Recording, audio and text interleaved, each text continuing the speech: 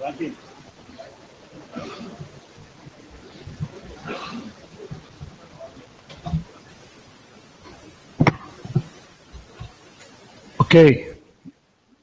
good morning. Welcome. This is Nfvrg, as you can see in the on the screens. Welcome to our first session that, as you know probably from the agenda, will take you up to the lunch time. So we are scheduled for this first session on 150 minutes. Tomorrow we have another one of 2 hours. So it's going to be a long time for many many presentations and discussions, I hope. The blue sheets, as usual. Do you mind to? Yeah. And well, let's start with that. This is the usual warning about the IPR policy and about that the same rules, or not exactly the same in formal terms, but very similar rules to what apply in the case of the IETF meetings apply here. So just for you to, it's not a formal note, well, because we are not making standards here. We're talking about research results, but just for you to know. And as usual, something that let me insist on this. This is something that we have been showing in the past meetings, and I think we will keep showing it as just a request for you to participate, to review the documents, to react, and to proposals, and to make statements or whatever idea that comes to your mind when looking at the documents. Is on the interest in the group, and is on the interest of yourself as well whenever you bring any contribution. Some references, as usual, where you have the slides, where the links for the remote participation. So though I see that at least we have 2, 4, 6 people plus Simone that should be around taking care of the Mitico. And we need note takers. We need scribes. So this is now the call for who will be in the position of taking some notes and helping us in producing the slides.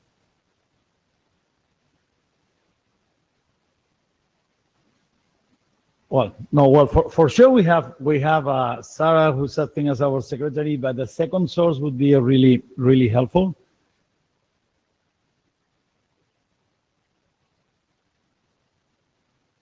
Okay. We have to rely on you and you. We are using my. Okay, so just another standard slides about the research-related events and about the announcements, etc. We at the beginning we used to make a list of this. I'm making the announcements here. The number of such announcements is growing and growing, and it's something that is complicated to keep here. So whatever that you think is worth, just use the list for making these announcements. In the case of doubt, because it is not clear for you whether the announcement is worth the attention of the research group, just ask us, and we will be happy to decide and to help you decide. So a few news and something like regarding what will come in the future or for the group. First of all, is that the SDNRG has stopped. This is something that probably you know. And there are some possibilities that part of what has been done there, because you know that there were a lot of contact points between what between what SDNRG was doing and what we were doing here in Nfvrg, and in fact we have had several joint sessions in which, well, the limits between the area of interest of the different groups were not precisely sharp. So some of the work probably could land here. Some proposals could be some of the documents could be moved here. And well, whatever, if you have any opinion or you have any proposal precisely about this, is something that would be interesting to, we would be interested to hear and to see whether you see any possibility of any particular area that was of extremely high interest and that you believe that we should bring or try to bring here, try to talk with the IETF chair, with the former chairs of the VSDNG, etc., just to continue a work that can be valuable from the point of view of the goals of the RG. For sure, you are welcome to go to the mics at any moment. Just second is that network slicing seems to be a hot topic. With all pros and cons, there are, as you know, if you are following the list, there are people that are extremely interested in slicing. Some people that claim that slicing is more a marketing name than anything else. So that implies that the discussion is interesting. There was a side meeting on Monday or Tuesday. I don't remember. I mean, the Monday meeting. It was very late. What I remember is that we ended up at 9:30, so we went for dinner at almost Spanish hours. It was very, very much appreciated. Well, not very much appreciated because having lunch at 11:30, going for dinner at 9:30 is a challenge. And there will be a presentation tomorrow precisely on the relationship between NFV and network slicing. So please, being a hot topic as it is, it would be really interesting that you come here with your arguments to fight. Something as well is and as we will see tomorrow, we're talking about the draft on resource management. If you remember, there was a proposal that we made some time ago about trying to structure a little bit the documents we were working in, to avoid, I don't know how to call it, extremely complex set of documents, trying to find the way and trying to structure a little bit the results. So we decided to build area-focused documents, very much one per area, nominating editors that were entitled to collect inputs and build a joint document. Apparently, the experience is not going that ideally well.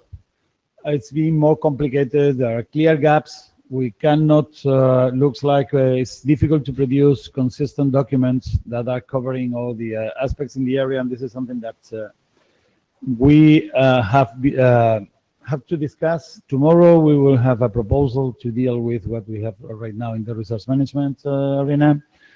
But in general, our intention is to make a proposal just to, well, the experience went not well.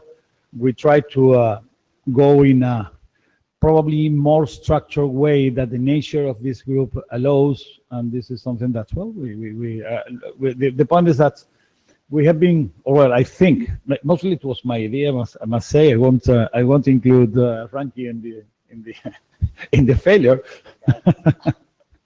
But anyway, the idea, well, I've been proven wrong, and I have no problem in stepping back and trying to restructure the work in a different way. The point again is that my concern is still to avoid these meetings, and in general the group, and in particular the meetings being just a round table of 10 or 20 different proposals. Is about that all running for becoming widely recognized independently. I think that we had to try to produce consistent and wider documents, and this is something that I will try to achieve, either by trying to structure the work in a different way, or well, at least trying to somehow put some kind of control of what goes through. The plan is to share with you a proposal on the list in the coming weeks. We have not come with a proposal, among other things, because well, the whole situation has happened the week before coming here, and it was a little bit too late. But anyway, you will know about this. We will discuss about how to structure the documents that the group is going to produce. And just to end, we are planning a focus session for next IETF, trying to make it more more associated with a particular matter, and organizing a call for proposals that are focused on concrete aspects. And in particular, talking with Ranky and Sarah, we thought that precisely thinking in terms of measurements and how the real deployments are achieved would be very likely the best one. And this is something that you will get in due time, the announcement. And that implies that if you are thinking or have been working in something related to measuring or metering the performance or whatever other characteristic of NFV, or you have experience in real deployments and well, some requirements, and we're able to bring some requirements precisely in which direction we should work, would be most welcome. Just to finish, a couple of considerations regarding space and time. First of all, in terms of time management, I hope this particular 2 days will be less packed than usual, so we will have more time for discussion, and we will start precisely with two more lengthy presentations than usual, precisely with the idea of going into deeper discussions, and you are most welcome to go to the mics at any time. Don't wait till the speaker has finished. At least in my case, and I guess in the case of Ranky as well, don't wait till the speaker has finished and say any question. Just go and question whatever we are saying or whatever anyone standing here is saying. And well, and that would allow us to learn for coming editions in terms of organizing the time. If we see that having this more loose schedule helps us in going into deeper discussion, probably we will try to do this in the future as well. Basically, this setup of the tables and all the like is supposed to be for, and the second session, I think, is going to be even more. There will be more separation between the tables and the chairs. At least we have been told so. So because next time it won't be here, right? So well, the people that are, the idea is that people that are more active inside in the group is expected to come to the front rows and not to have to stand up for going to the mic, so they will have their say even sitting. So it's something that we want to experiment to see whether this translates into more active participation. So let's see tomorrow how things go. Well, this is the agenda. This is the agenda for today. And well, I have eaten up more than my 10 minutes, as usual. So the idea is that we start with a couple of reports, as I said, in a little bit more detail, one from Ranky, another one for me. So this we are using the chair prerogatives, but very much with the idea precisely of illustrate possible future work and to see which are the interests of the community with respect, on the one hand, with microservices and edge computing, and on the other hand, well, is about opening a discussion about orchestration and how orchestration is being applied in the case of the OSM project. Then we will go for a review of the current drafts and new ones, and we'll see whether they whether they are of interest, and we can start some work in that direction. So I'll stop here. Ranky, you have to go there if you want to be seen by the Mitico participants. You have to go there. Yes. You have to come. You can go. You can bring your laptop with you. It's a wireless, but then people won't see you.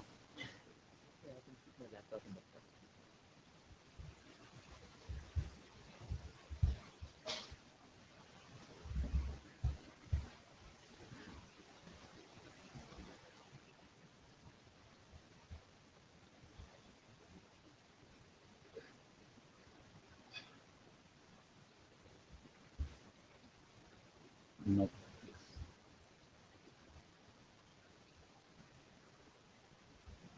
The problem is that I cannot see the thing.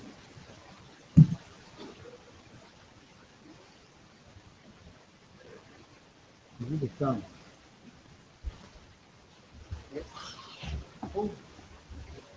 And I'm trying to. I think then the only way is Can you tell me if the cursor is on top of the green button? Now? Yes, I made it. I can see anything.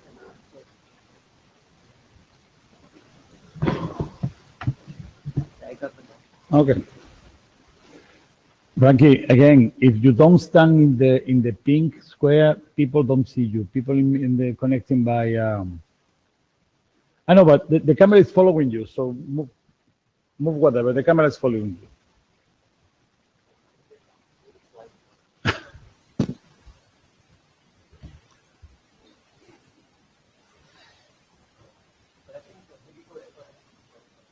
I guess it is, yes. I mean, and we have come in and out of it. we have 10 people, 10 remote well, 11 remote participants. Hello? All right. So essentially, kind of this presentation is all about the hot topic of the industry, microservices, but then, thank you, microservices, but then relating to more of how it's related to edge computing and also bring in NFV there. But before all that, want to give you a background on where microservices started, really a good backgrounder, and kind of kick it off from there. But that said, the agenda is going to be first a background on microservices, and this presentation is going to be focused on infrastructure impact, not anything more than that. Most relevant are, folks here. Start with enterprise microservices, then move on to the edge, all practical examples and what needs to happen. Then also discuss what it means by common infrastructure for microservices. How do you leverage what's happening in the enterprise and cloud, and then apply to edge computing and also to NFV. And again, like Diego mentioned, please do stop me anytime for any questions. Would like to trigger healthy discussions. So you all know about microservices, but I think it's worth giving a quick background on where all it really started. So if you look at the classic enterprise architecture, it's really monolithic.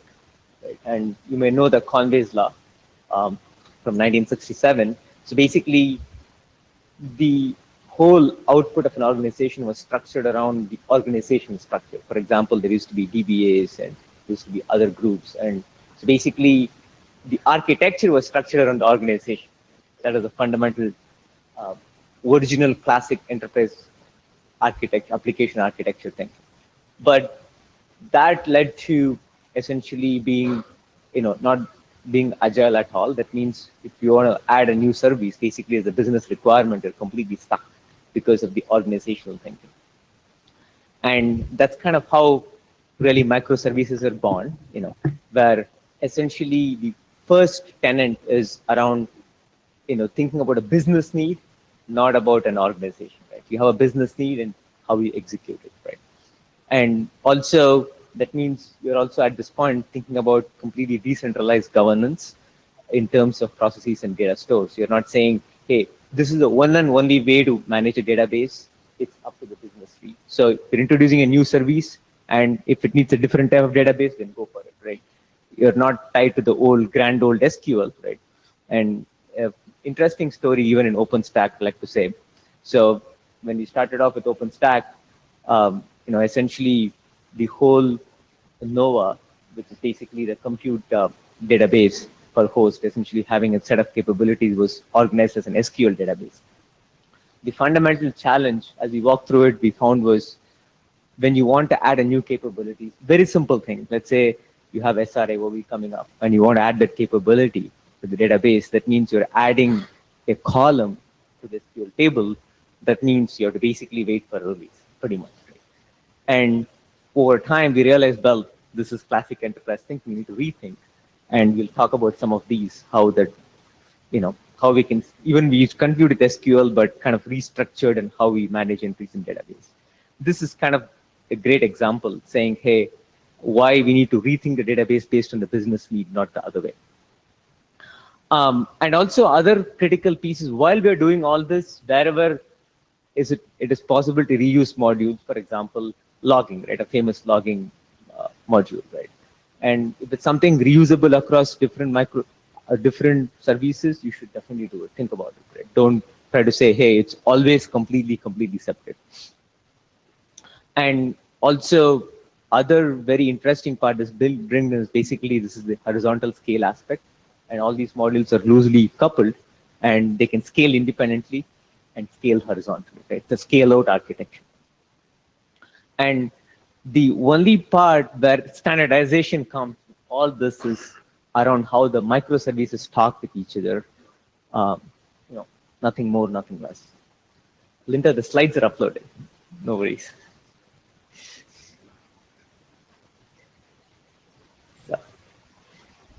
So with all this background, I'd just like to walk you through a real practical example, right?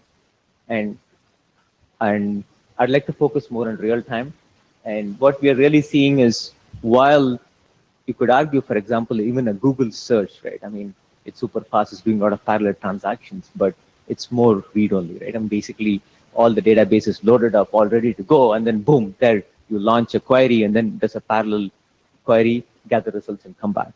But if you shift your thinking to more transaction-oriented, you have a write plus read problem. That's where we would like to focus more of our time on. Real-time transaction processing with microservices.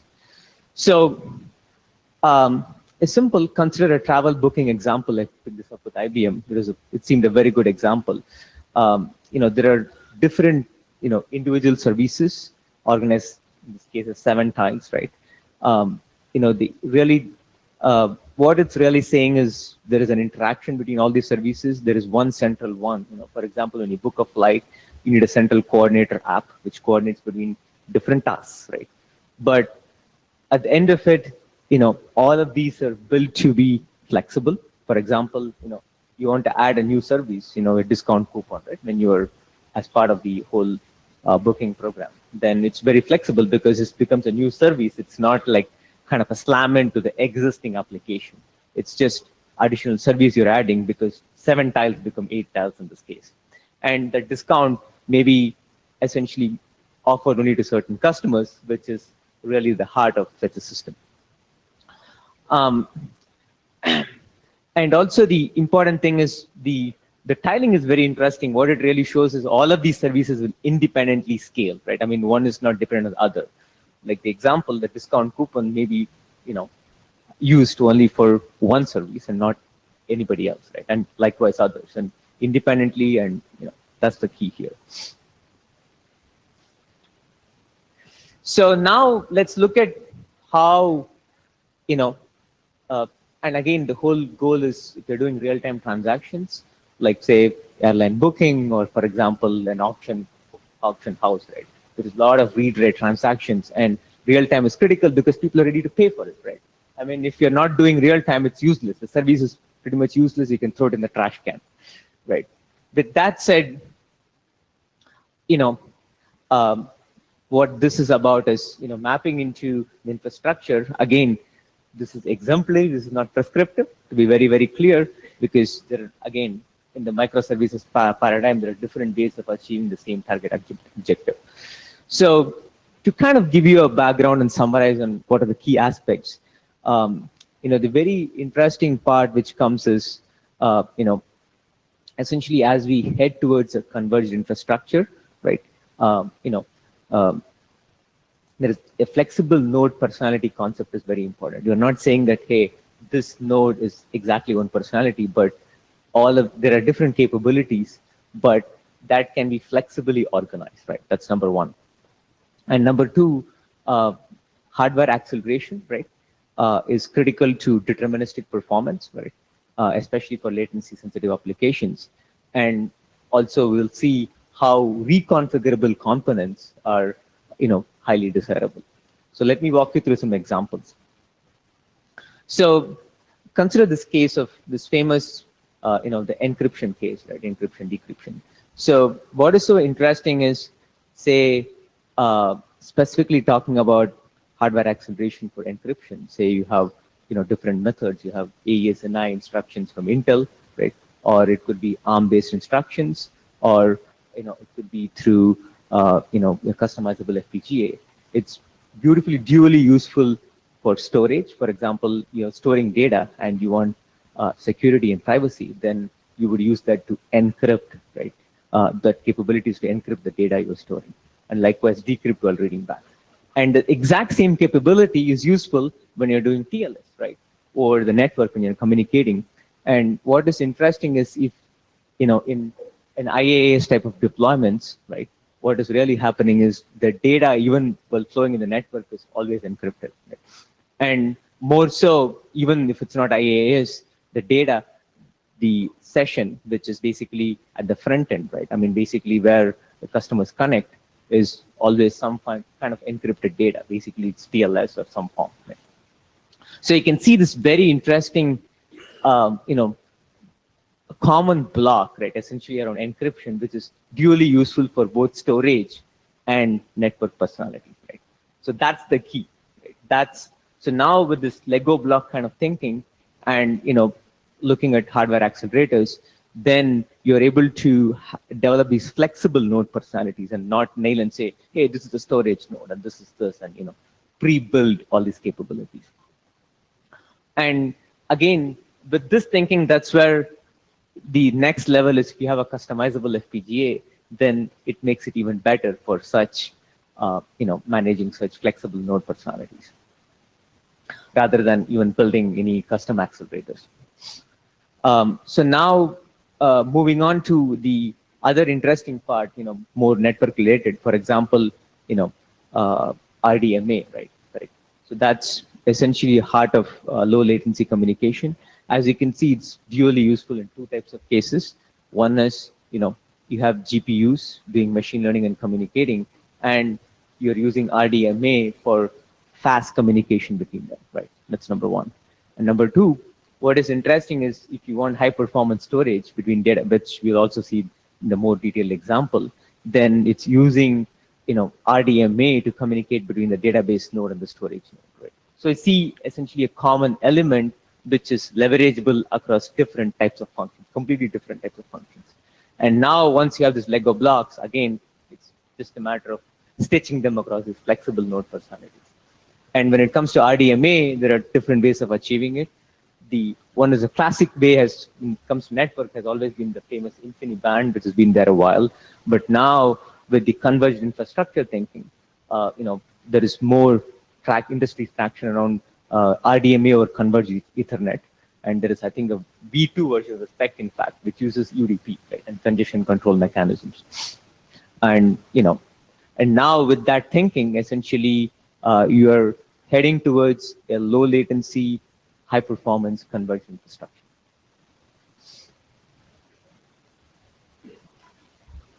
So kind of talked about quite a bit before on the node personality. So now walking to the specific example. Rocky. Yeah. Rocky, one thing. No, it's me. It's me here. No, simply to let you know that you have used already half the time. You've been talking for 15 minutes, and I know how many slides you have. So just got it. I know, but sure. So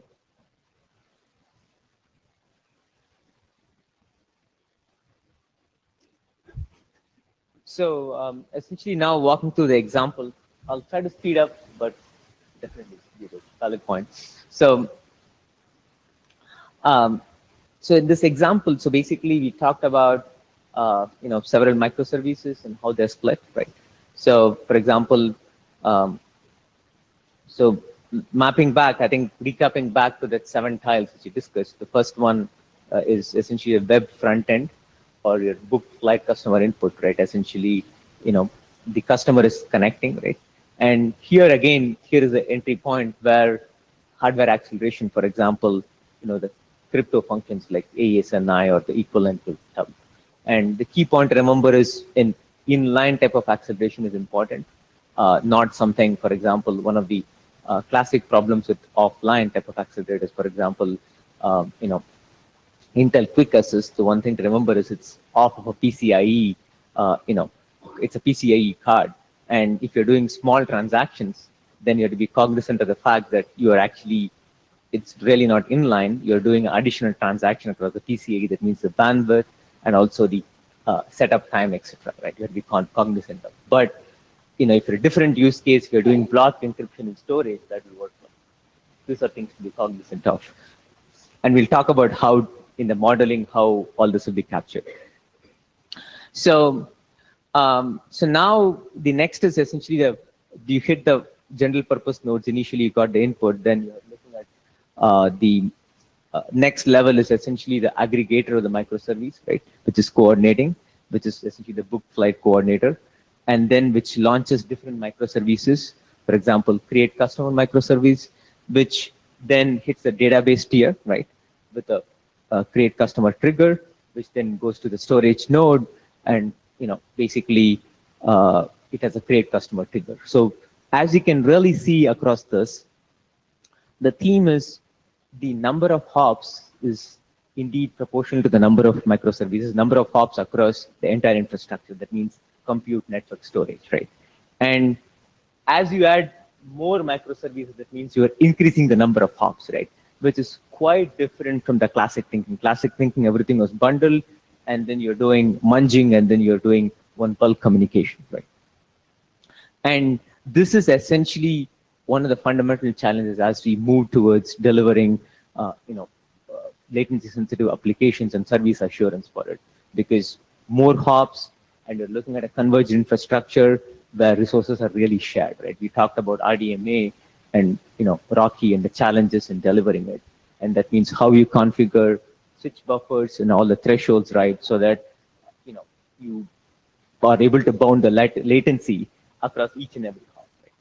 And likewise, it's not just network, it's also compute, where there are several shared resources. The famous one is the L3 cache and general purpose CPUs, right? So how do you manage that? Even if you say, hey, I'm able to nail cores to certain, workloads to certain cores and manage the L1, L2 cache. So these are the big challenges. And again, in all these cases, we're seeing that, hey, hardware acceleration is an important piece to achieve the deterministic performance. And now the next question is, do you want to dynamically scale these microservices? How do you manage that in a heterogeneous infrastructure? And also, it's also critical while we're doing all this to get the database right? And, and especially you want to talk a little bit about the pact, like I'm sure all of you have heard about the CAP theorem, the famous CAP theorem. So now the CAP has always been focused on availability in partitioning, but then the realization was how often does real partitions happen, right? The more common cases can I meet the latency. So it's really what PACLEC is a top of, adding on top of CAP is basic CAP theorem is essentially saying, hey, besides your partitioning trade-off, there is also a latency consistency trade-off, right? So if you want to be super consistent, obviously there is a latency trade-off. That means you are checkpointing in all the backups and waiting for the response versus, you are immediately responding. So that's a big topic by itself. But while we're doing all this infrastructure, this is at app level, what happens also is critical that you're aware of and making the right choices. So with this, let me move to any questions on this so far?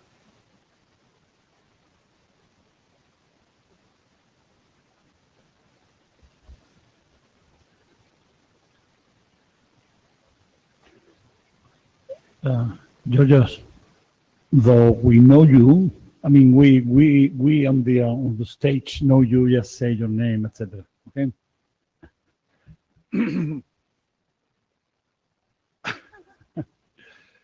Go to another mic. Probably it's more efficient.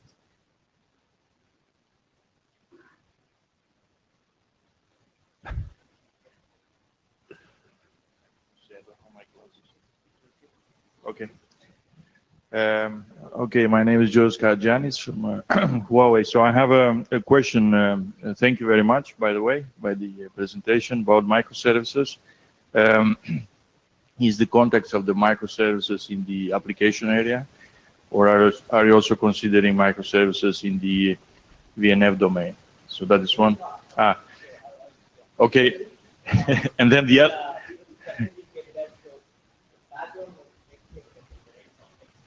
Ranky, if you don't use the mic, first people don't hear you here, and the remote ones are. Sorry. So what I meant was that's definitely coming up. So the reason around this elaborate background is a lot of these principles, fundamental principles can be reused. That's the big background. And we will also talk about edge computing and get to NFV, specific use cases. The other question is regarding to the API. So I assume that you would like to have the microservices that will be, microservices that will be developed by developers or vendors, or different vendors, different developers, and then you want to have some kind of interoperability. That's why you want to have the API, no?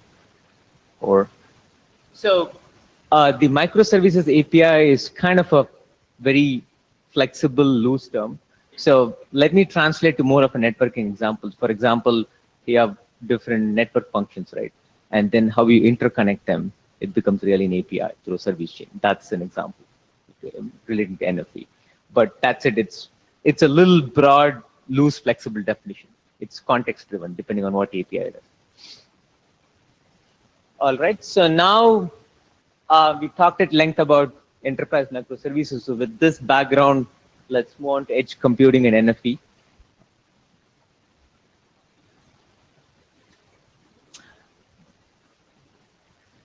So this is a very quick summary of, you probably all have seen this. I just wanted to summarize the use cases from MEC, video analytics, location, services, Internet of Things, augmented reality, optimized local content distribution, data caching. But let's take one use case like IoT, which is the most popular one, and then zoom in. So essentially, what is beautiful is the same microservices principle hold here. So very practical example. This is real-time air quality measurement. And if the measurements or the alerts cannot be generated in real time, service is pretty much useless, right? I mean, you can have the fantastic sensor and then, send all the data, but if you're not able to analyze in real time, useless. So now, how do you do it, right? The focus is going to be more than that.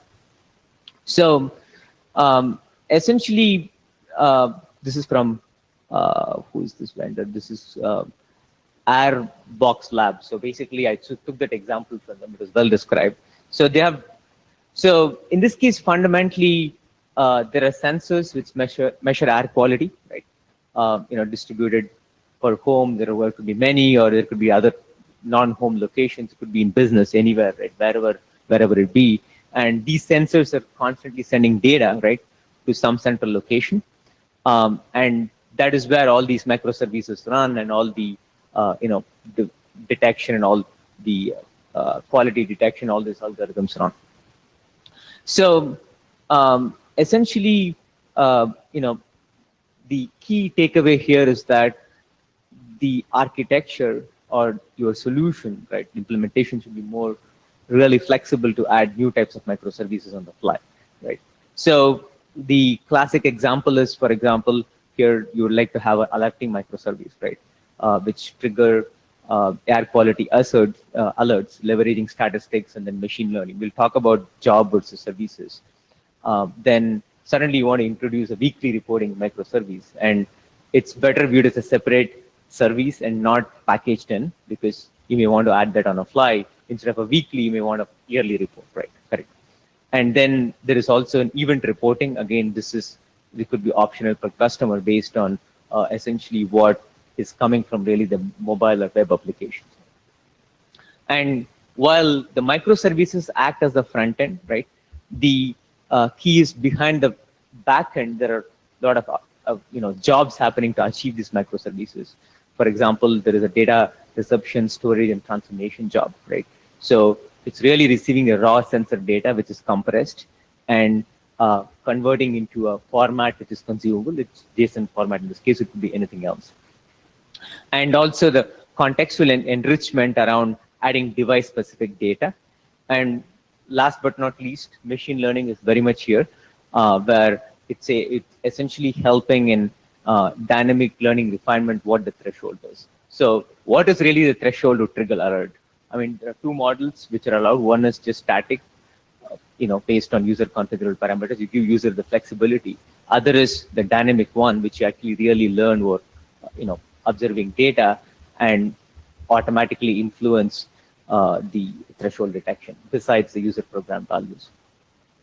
So essentially with this kind of thinking here, what is very interesting is, we can literally position these services anywhere, everywhere. For example, in a distributed computing paradigm, you could have some of these services, even in smart sensors could, do some of these data transformation jobs, right?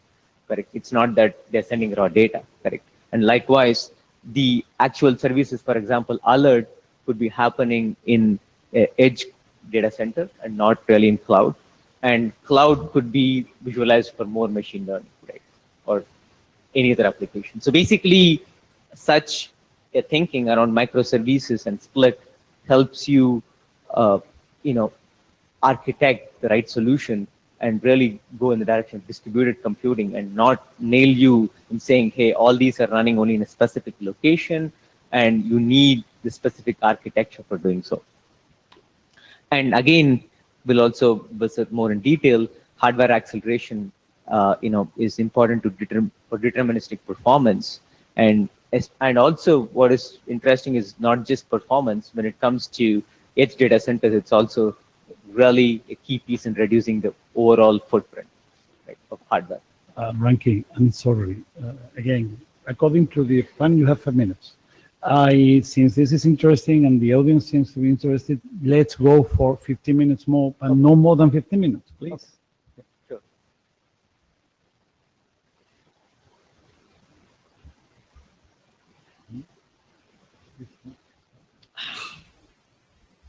So now let's look at the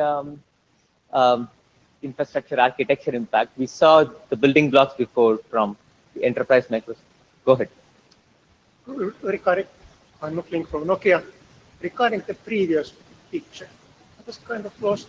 Where is the microservices? I heard hardware acceleration. Can you get closer to the mic? I'm looking from Nokia. I was bit of lost. Where you in the previous picture? Where is the notion of microservices there? I heard about hardware acceleration and flexibility and things like that, but can you please point out the microservices part? Sure. So the microservices part, especially when it comes to distribution of computing to edge and between the core, how do you see their microservices? So I think the best way to view this is essentially the separation here is about internal jobs versus the input from the customer. For example, you want a weekly reporting, right? That can be viewed as a microservice, or alerting can be viewed as a microservice. That's the kind of split, right? So basically, something which is satisfying a business need, right? A requirement is a microservice. Okay. Or it could be, instead of a weekly reporting, a monthly reporting or that. The reason for the split is when you want to add a new business capability, you're not rethinking your infrastructure. It's just an add-on on top of what you have. All right, I think I'm still missing something there, because if I think about workload distribution, I would have been expecting to hear something about containers, unit kernels, virtual machines, but I'm hearing now business relationships and the mapping from the microservices to these actual things that you schedule, it seems to be missing in my. Correct. So yeah, let me take the question. So the interesting part is that's essentially where your architecture and solution needs to be flexible because there are different business needs coming up. There is no one solution fit all. This is more exemplary. That's my point of view.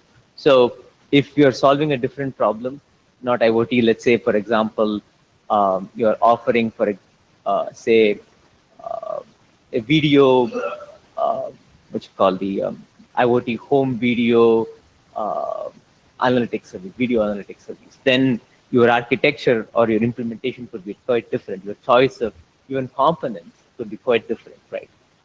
Because there is no one solution fit all. It's really the problem you're trying to solve. And again, that's why these are all examples. These are not saying this is the one and only way to do it. And this is exactly where the Lego block and the disaggregated approach helps. You're different. You have these flexible node personalities which can be reconfigured. Go ahead. Philip Erdley. I was wondering if you could draw out any lessons we might have. I mean, you presented kind of an IoT sensors, air quality sensor example.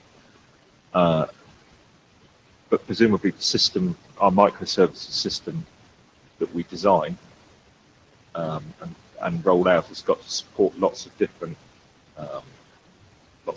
examples. So are there any lessons that we should learn about what capabilities we should roll out, what our API should be, what our interface should be, you know, because this is a kind of too specific an example just to draw out lessons of kind of what we should build and what we should be standardizing. And does that question make sense? Sure. So this is again kind of the best way to view this is more of, this is not essentially describing the full solution. We're looking at as kind of, you know, a new area of focus. So this is more triggering those discussions, and also first is seeding on, you know, what are the type of flexible personalities or other capabilities you need to look at. And this is definitely not exhaustive and getting into APIs. We'll talk about certain common models, but in fact, this is where we allow more contributions from the group, you know, if there is interest, to basically take it to the next level from the talk. So essentially in this case, just to, I think Diego also reminded me on time, so I'll have to speed up a little bit. So essentially the key idea here is, as you can see, the choice of database is really based on, or, you know, even how we run machine learning, everything is based on what the target objective, the function you're trying to deliver. In this case, you're doing air quality measurement, but if you're doing video analytics, it's going to be quite different, right? So that's the key here. But having these disaggregated personalities and, you know, having hardware acceleration which is pluggable is really, really helpful in making sure that all these cases can be covered seamlessly. Just as a simple example, I'll quickly talk about machine learning and then number of hops, and we move on from there. So in this case, when you're doing machine learning, one of the topics which always come up is always associate that with NVIDIA high power NVIDIA GPUs, and then you say, hey, you need them for machine learning. But guess what? That's not always so. It depends on the type of machine learning you're trying to do. In this specific case, this would be more of more simple techniques around regression or time series analysis to find out whether, hey, the thresholds are right. So that means a simple the hardware acceleration for machine learning would be as simple as, you know, Intel AVX instructions are the right instructions for ARM, right? That's what it is, right? And nothing more than that. You don't need anything more fancy than that. Again, this goes back to the use case driven approach, but you have the Lego blocks which are flexible and they can be interconnected, right? And again, the same tenant holds here. In real time, when you're offering real-time services, then it's important that it's really real-time. You're acting, every job in the pipeline needs to be executed in time, and the number of hops are increasing with more services, and how we manage them is a critical piece. across compute, network, and storage.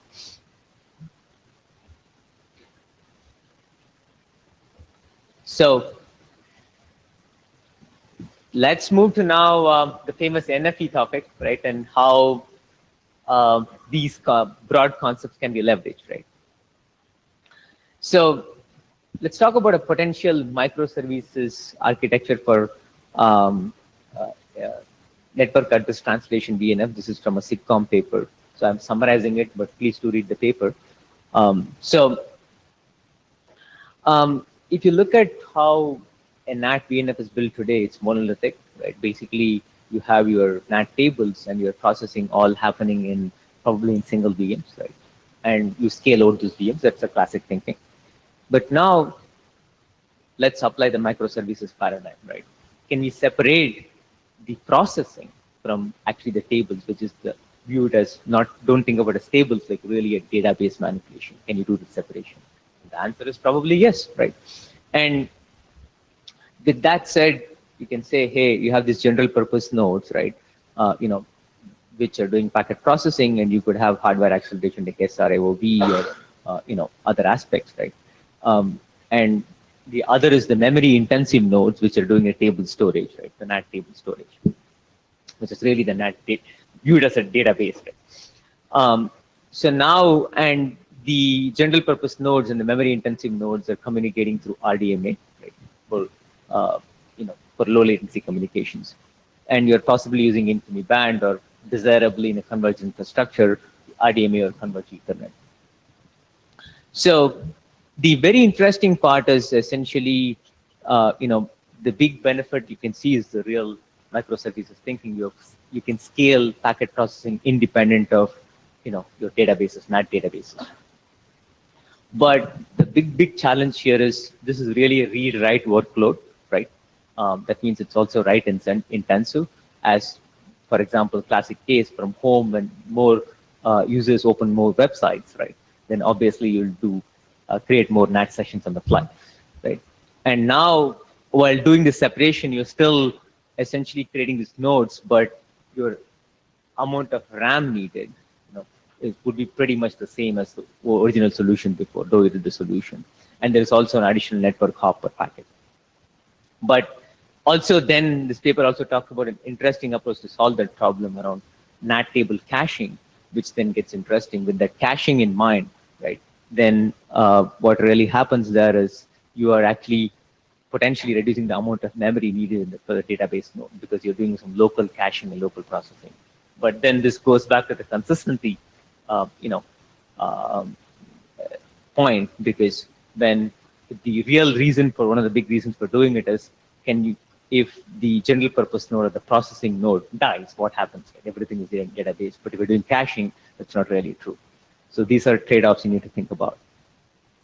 So interesting direction, but it comes its own set of trade-offs, which need to analyze deeper to proceed further. Let's look at a slightly different interesting use case around stateless firewall DNF, right? So I put this together. So I have a quick question, Kyle LaRose from Sandvine. So with NFV, one of the biggest, by nature, it's using a lot of bandwidth, right? Network functions use a lot of bandwidth. Do you think that by decoupling them into multiple hops, we're going to just bottleneck at the network fabric? Like, is that bandwidth actually free?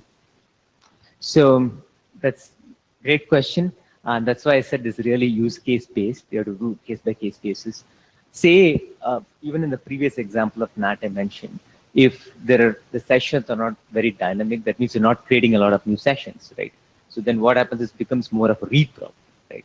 Your writes, basically creating new sessions to the database, are much lesser as compared to reads, which basically traffic coming in. Then the game really changes, because what you could potentially argue, if it's really more read intensive, you have more new sessions getting created, you can actually change the RAM into something like an SSD store. You can rethink even the database and look at new paradigms for simplifying the deployment and cost savings. So basically, it's really getting to use case. You need to understand the use case and also really the deployment, and then work out the hardware infrastructure and your strategy based on that. All right, thanks. And so that's why really like this stateless firewall example, where what you're really saying is simple. There is the rights are, very, very infrequent because the firewall rules are really configured by the user. There is no dynamic learning in this case. Nothing. It's very simple. It's all pre-configured. Now, with this thinking, what happens is you have this general purpose node, same thing as the previous architecture as NAT. Think about the firewall as a database, not as a table, right? Really as a database. And you could create a new database or reuse some of the existing databases.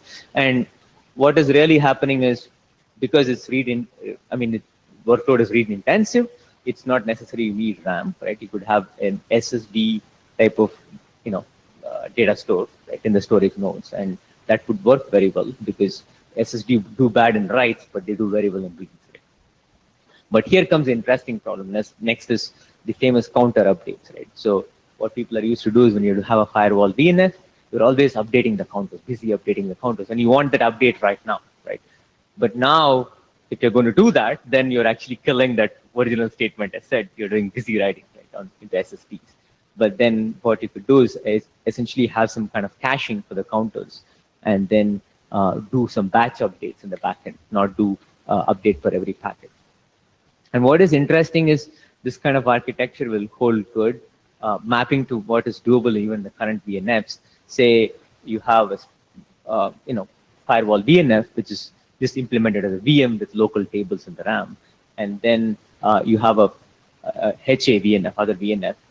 Well, how you manage, you periodically only checkpoint the counters. You never actually do anything live because it doesn't scale. So this kind of architecture actually is very, very close to the other non-decoupled model. So, but again, development needs to happen, and based on interest, we need to make more progress in such ideas. But these are some potential areas where we can bring that microservices and architecture, and also the decoupling thinking, basically the separation between processing and the database, right? And then move the industry forward.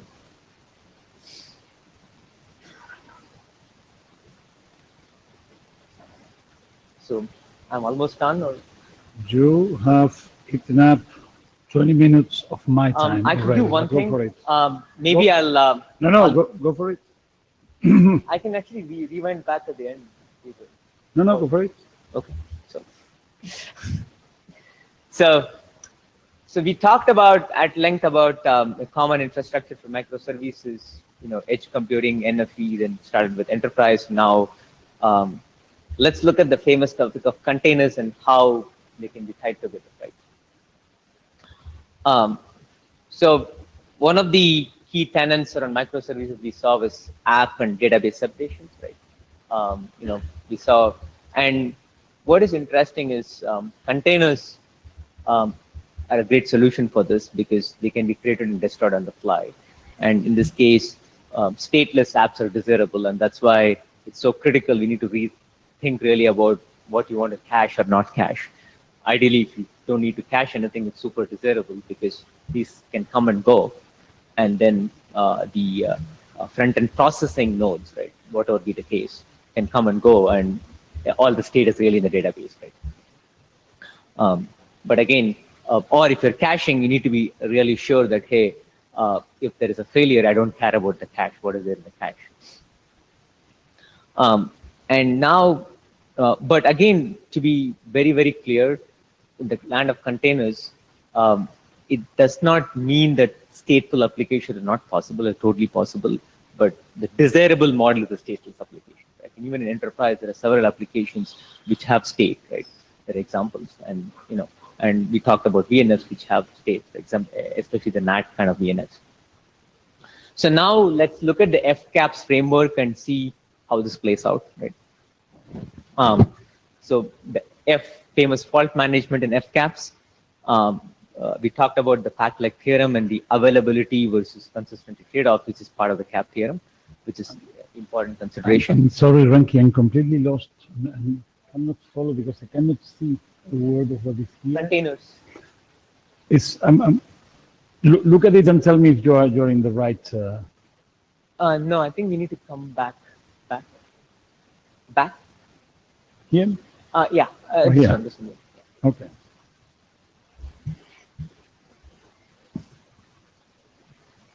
So, configuration in FCAP. So, when it comes to containers, there are several open source implementations. Kubernetes, Mesos, which you can leverage for deploying microservices today. The missing piece here is the hardware acceleration, which is really work in progress, which is happening. Accounting, right? I mean, that's also a critical piece if you're looking at managing a build infrastructure, right? So then, especially in the IaaS model. So again, there are several open source implementations. For example, Kubernetes provides Datadog integration, which can achieve that. Again, when it comes to hardware acceleration, then this is also a key piece. You need to, do the accounting and the monitoring piece, which again is work in progress. Now the famous performance management, the P in FCAPS, right? So we talked about the critical piece, the latency versus consistency trade-off, packlet over cap, right? And we talked about the firewall example, right? And what all it entails, and also we talked about the NAT example. That's something critical to think about in thinking anything low latency, real time. And in all this for performance, some of the key tenets to always think about is, in terms of software isolation, what is available. And the beauty of it is, in the container landscape, all has been well thought out. For example, when it comes to CPU, there is something called Linux kernel, there is something called C groups, which can provide you, for example, memory reservation, all those paradigms are available. They're well supported by Linux kernel.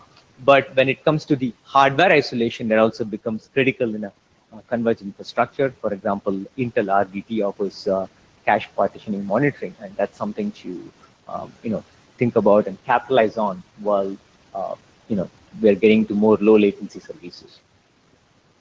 And and again, now how the performance monitoring with all this, like for example, you're doing the compute, and then how you're tying with the network acceleration pieces, RDMA and SRAOV, these are all work in progress. Basically, when it comes to low latency services, it's as weak as the weakest hop. The more deterministic you can make each hop, then you're dramatically reducing the tail latency, because there are going to be only more and more hops with more and more microservices. And the last but not least, the famous security topic. The first is breaking it down, software security, like that is available through Linux namespaces, and also other tools on top of Linux, for example, SC Linux or App Armor, right? And these are all available today to be used. But when it comes to hardware security, the very critical point to note is very difficult to match VMs. Here is why. When it comes to containers, right? Essentially, native containers and post-OS, there is only a single level of address translation. Right? There's only one, TLB or address translation table which is being used. But when it comes to containers or any process running in VMs, then you have two levels of address translation, right? And this is something basically a hardware feature, and native containers access cannot meet that. I mean, if you want that level of hardware security, it's not there. That's something to be cognizant of. But now Intel has this clear containers initiative, which is kind of rethinking containers as lightweight VMs, which can actually provide the two-level, address translation in terms of hardware security. But there are other challenges around management and so many things being worked out, right? Again, the most important thing is regarding hardware security. It really dictated by the deployment model. For example, if it's software as a service, then the typical deployment model is basically around just native containers and post-OS, right? The software as a service is completely a packaged service, validated and offered by the operator to its customers. But if it's a PaaS or an IaaS model, platform as a Definitely service, 5 minutes left, no more. For the sake of the other people that are waiting to make some. Okay. 5 minutes. So for the PaaS or IaaS model, the typical deployment model is containers or processes in VMs, right? There, definitely, you know, it's basically then you need the VM paradigm to solve that problem. It's basically not just containers, it's a combination of containers and containers plus VM running on VMs. So Diego, what I'm thinking is I'm going to stop at this slide, and then based on time, we'll As you wish. I'll do that. So interesting. Now let's get to a practical deployment. So as you can see, the NFV deployments are starting out as in a SaaS model, software as a service, and basically a package service offered by the operators to its customers, right? And they occasionally need to run third-party apps, right?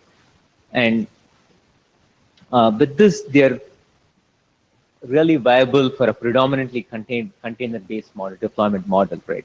As long as there are no performance issues, and third-party apps can be run as VMs. It's totally possible. And with this said, essentially, with respect to the work we're doing, containers, we look for more participation from the group, right? And expand on the current draft.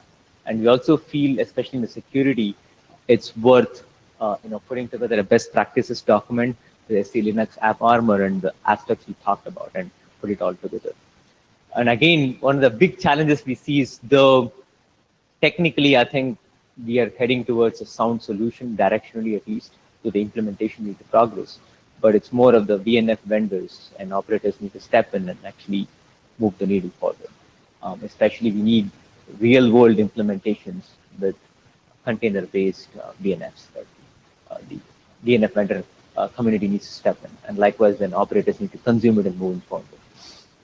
So I will stop here. I think there is the rest of the presentation which will take some time, but I'll give time to other folks and we'll work it out. And any questions?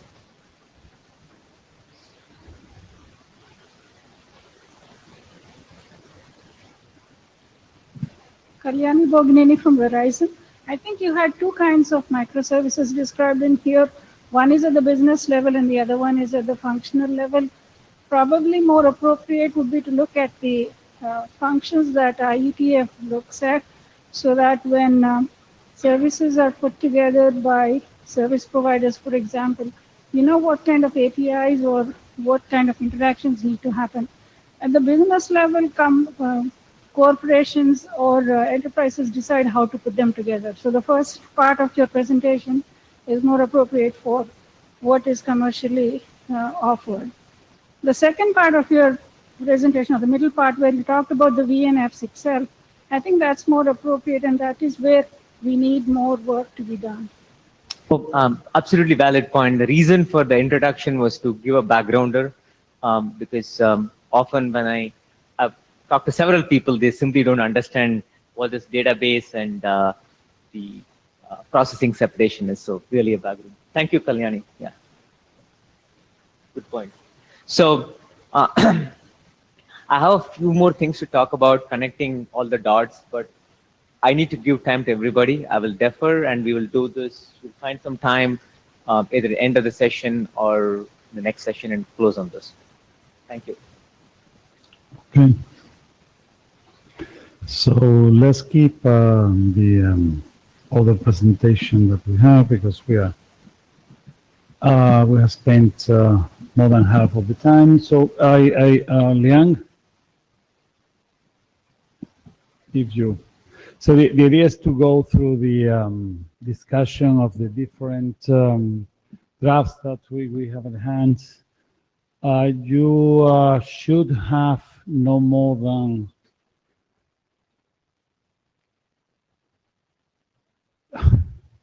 okay. I mean, in principle, if we're able to make it in, 10 minutes each, or even a little bit less, but well, let's give some room for questions, or please. Thank you. And if you don't mind standing the pink square inside it. Okay. Right. Liang from China Mobile. Today I'm going to talk about, well, this topic is really not very technical. I'm just really to present an idea and a project that we have been doing in China Mobile that is closely related to NFV, but in distributed locations and devices. So next page, please. For the background, we have seen that there are very high demand, for example, in the 5G discussion recently. There are high demand on flexibility, security, and reliable service quality guarantee for the future new services, for example, in IoT or industrial internet, and etc. And to actually, as a service provider, to meet those demand, we have to provide end-to-end dedicated resources. For example, the network slicing idea is actually potentially provide a solution to this purposes. So how NFV can help? Of course, we know that decoupling helps on the flexibility because the hardware and software can basically been evolved separately. And the isolated instance provide better security, and the dedicated resources, of course, provide the performance guarantee. Next page, please. So traditionally, in my personal opinion, the NFV idea is not designed for centralized use cases. Well, at least you can basically use NFV technology anywhere you want. But since the evolution or the history comes in this way, especially in service providers network, we see that NFV technology is mostly likely to be firstly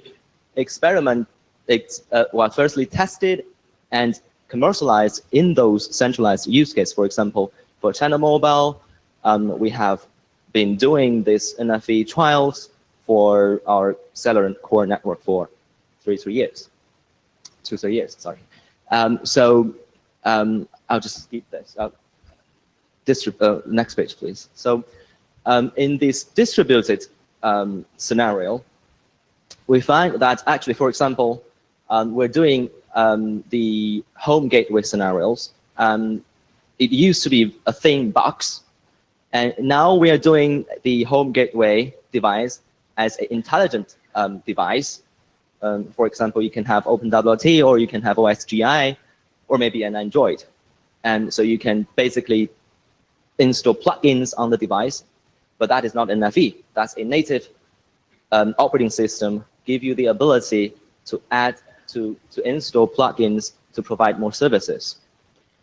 So we have been looking at this scenario, and we found that if we put some of the 5G requirement, or in a more general point of view, the mission critical services which require, which have critical requirements on latency, or those services that require intensive local traffic forwarding, then it is really coming to the, well, for us, it's really, China Mobile can't do anything. Well, we are a, traditionally, we are a bandwidth or access point provider for the bandwidth, for the residential gateway or for the residential scenario. Although China Mobile is doing, for example, more value-added services, but it doesn't really work in the reality if a service provider like us would do all those OTT services, providing those services to the customer. We have to rely on those many players in this game to provide better services to customer. So in this distributed, for example, in residential gateways, we've seen there is a potential to actually make use of our device that provides it to the residential customer and to separate it to different isolated containers or isolated instances. And basically the third-party service provider or content service provider can make use of these devices, or we can see them as a tenant of this device to provide more value-added services. But of course, that's not only for residential gateways. It also applies for business, for enterprises, for industry customers as well. Next page, please. Can I ask again, what do you mean ARM compatibility? Sorry. ARM compatibility. Yeah, in the, ARM. Oh, sorry. Yes. ARM is the processors, the Yes, brand. I of mean processors? ARM processor, because we see these for these really small, well, for the distributed devices, it's all like 95% of them are based on ARM. And currently we're doing a test in our lab. We found that technically there should not be so much compatibility problem, but we do see if you are using a x86 platform for your control node, and you have a computing node runs a OpenStack from another vendor and using ARM chip, there's a lot of unexpected things happening. Yes, but I don't want to go to the detail. Sure. Right. So we have this concept of centralize what you can and distribute what you must. And we are starting to see that there are a lot of musts coming. For example, the latency requirement, local, which I have already mentioned earlier, the local traffic forwarding, and also customer may want better privacy. They really don't want their data to go to the center and to forward it back. And also talking about the reliability, centralize, of course, you can do a lot of work to improve the reliability, but sometimes you might want the resilience to be provided to customer. For example, if we provide VoIP service to an enterprise, there are solutions to realize the VoIP in the edge cloud, but if that goes down, the enterprise customer don't want their line all cut down. Okay, so next page, please. There are two basic examples of where those distributed NFV hubs are. So the first one is the customer premise devices, which we have talked about. And the other one, I put it here, but it's really for discussion. We found that, for example, all these network elements or network equipment in our transport network right now is supervised or is provisioned solely by China Mobile. So there's a element managed system which manage all these, we call it packet transport network devices, equipment, or OTNs or routers, etc. But if we think forward for 5G, where the network slicing is coming through, if you are a purchaser or a tenant of the network slicing, then you might want some level of provisioning for the network slice. The network slice of course, include these network equipment, include the connectivity, include computing storage, all these resources. And we found that maybe for our traditional network element or network equipment, there is a need to provide multiple provisioning domain. And those domains would be preferred to be isolated because they are provided to different customer that does not know the existence of each other. Okay, so next page, please. If you have seen the draft, I've only put those titles for use cases because I'm not very sure if that's in the scope of this research group. So I'll just really skip this. If you're interested in the use case, you can refer to this use case, and also you're welcome to discuss offline with me if you have many other ideas. Next page, please. And other issues. The first one, I'm not quite sure if this is technically correct. I'm just putting it here, called rethinking VNF. Because as Ram also mentioned, and there's a brief discussion, how do you define your microservice? Is it like VNF or is it application layer services? Well, I have the confusion as well for this use case, because we see, let's take the residential use case again. If that is the residential gateway, then I don't really see the DHCP NAT or the traditional VNF really add any value to use the Nfvrg technology, or to actually to make them a use case to provide for customer for flexible for dynamic or flexible implementation for those VNFs, traditional VNFs. But for this application service, like for example, if you have a IoT service implemented in a residential premises, and you might want a, for example, Zigbee or Thread or other protocols to be locally mapping to a, for example, to a specific operator's service platform protocol or service platform kind of mechanism, then you might want a VNF. Let me call it a VNF first, or you might want a microservice that's been deployed in this box to do that. And so we're thinking that in this distributed use cases, these VNFs are supposedly probably is not the traditional VNFs we are talking about in the ETSI domain.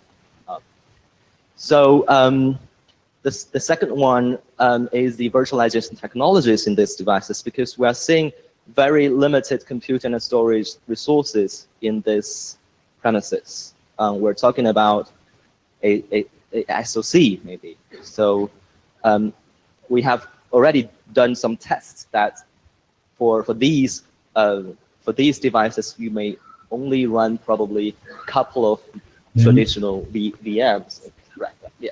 Or you can run hundreds of Dockers. And since I've mentioned that this is more application layer, we may prefer to use containers, for example, Dockers, because it's intrinsically designed for per application use. So that's finer granularity as well. And at last is the MANO. We have problem because when we talk about distributed NFV in this scenario, is really tens or hundreds of millions of connected devices. So you're looking at tens of millions NFV position of presence, not really in the scope of the current MANO technology. For example, for OpenStack, we're probably looking at hundreds or maybe mostly thousands of computing nodes. So there is a gap. And also for Kubernetes, I'm not expert on Kubernetes, but according to my knowledge, it is also not designed, at least currently not designed for massive number of instance management. Next. So really, the purpose of presenting this is to see whether there are interests in the community of looking at the distributed use cases for NFV. And also, I'm not quite sure if this is in the scope of our research group, and that's also a question I would like to ask the community. Thank you very much.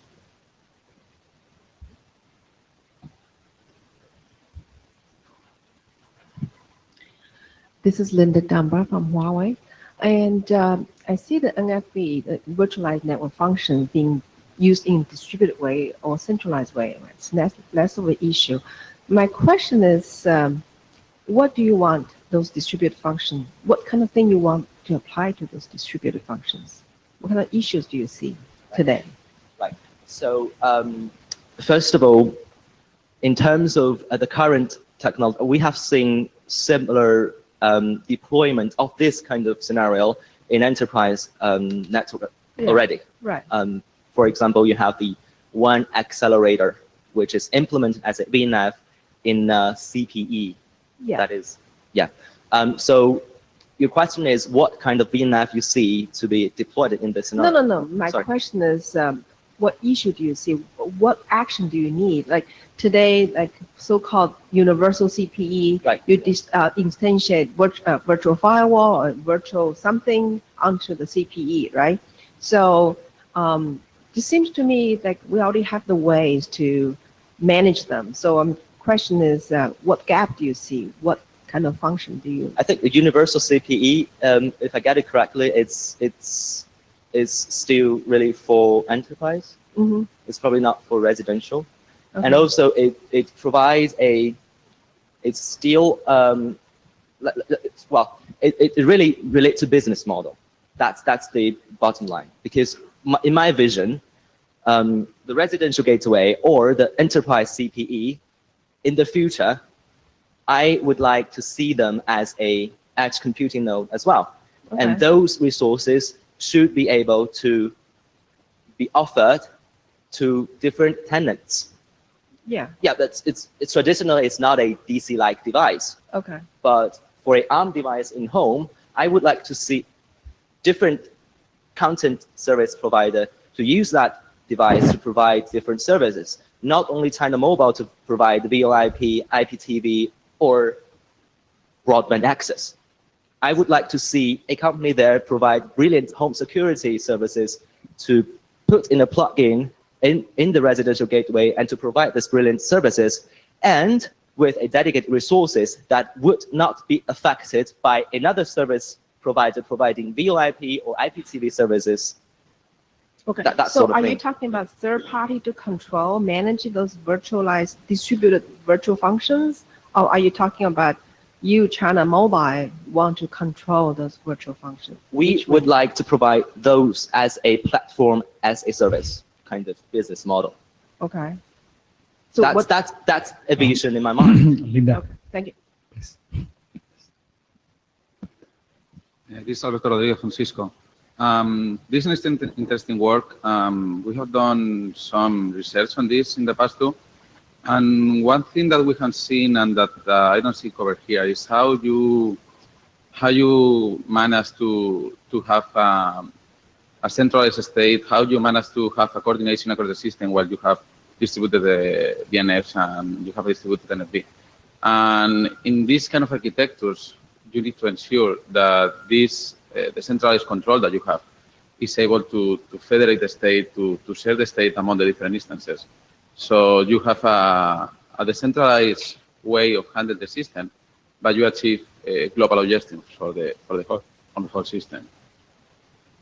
I'm not quite sure I got the question. It's So I think that my question is more in terms of architecture and how do you plan to architect this in a way that you are able to scale this out in a decentralized manner while you have a centralized goal for the system. okay, I try to answer that. I'll give you some background. I have really, to my knowledge. So there is a project in OPNFV. I think it's, I don't know if there are all OPNFV people in this room. It's called Edge NFV. The goal of that is actually to put requirements for the upstream program, but the project is not proceeding very fast. And I'm trying to contribute. Well, I've just been involved in that project, and I see that there are gaps in terms of what you mentioned. How do you, for example, architecturally, how do you use a centralized structure to basically manage all these distributed instances? So we have identified the gap. For example, in OpenStack, you have really strong or heavy monitor or this kind of management in terms of connectivities between your computing nodes. And that is probably not required in this scenario. So if you go for the VM or OpenStack kind of structure, there is, if you allow me, there is, I mean, I don't see OpenStack working here at all, so frankly, to start with. And I think that, I mean, as a summary of the discussion, I would say that this is an interesting issue. Not sure that this is, I mean, that all the aspects are necessarily connected to the interests of the group, but the idea of a different architecture is something that is worth exploring, definitely. And well, what I would encourage you and Alberto and Myung-Ki, that is on the line as well, is precisely to start collaborating on this and coming with some proposal for Prague. And this would be great, frankly. And if at the end the conclusion is, for example, OpenStack simply doesn't work, well, let's look.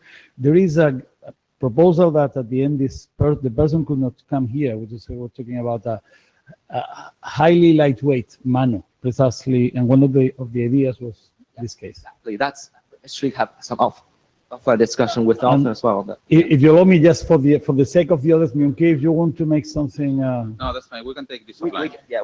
this offline.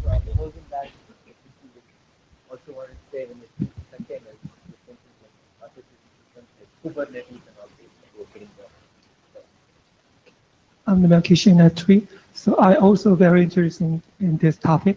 So in my observation, one of the big issues is how to orchestrate multi-site NFV resources, as you already mentioned.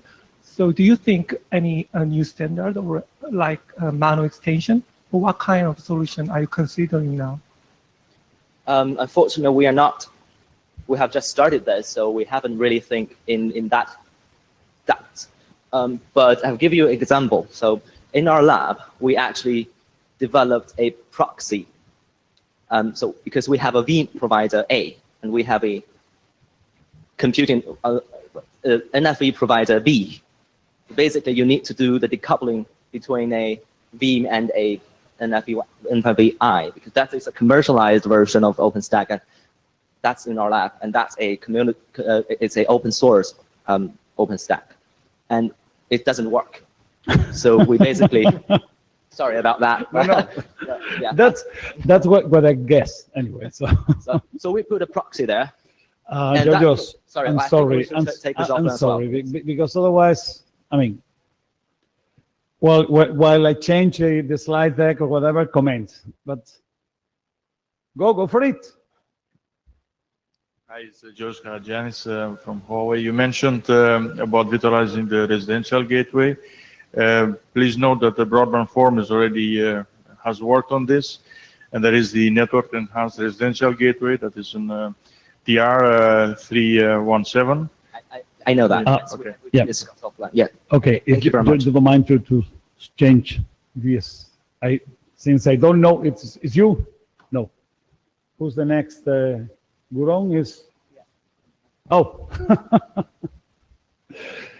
The problem again. I mean, I have a problem with the Asian. I mean, the Oriental names that you never can tell whether you are a woman or a man. I'm sorry.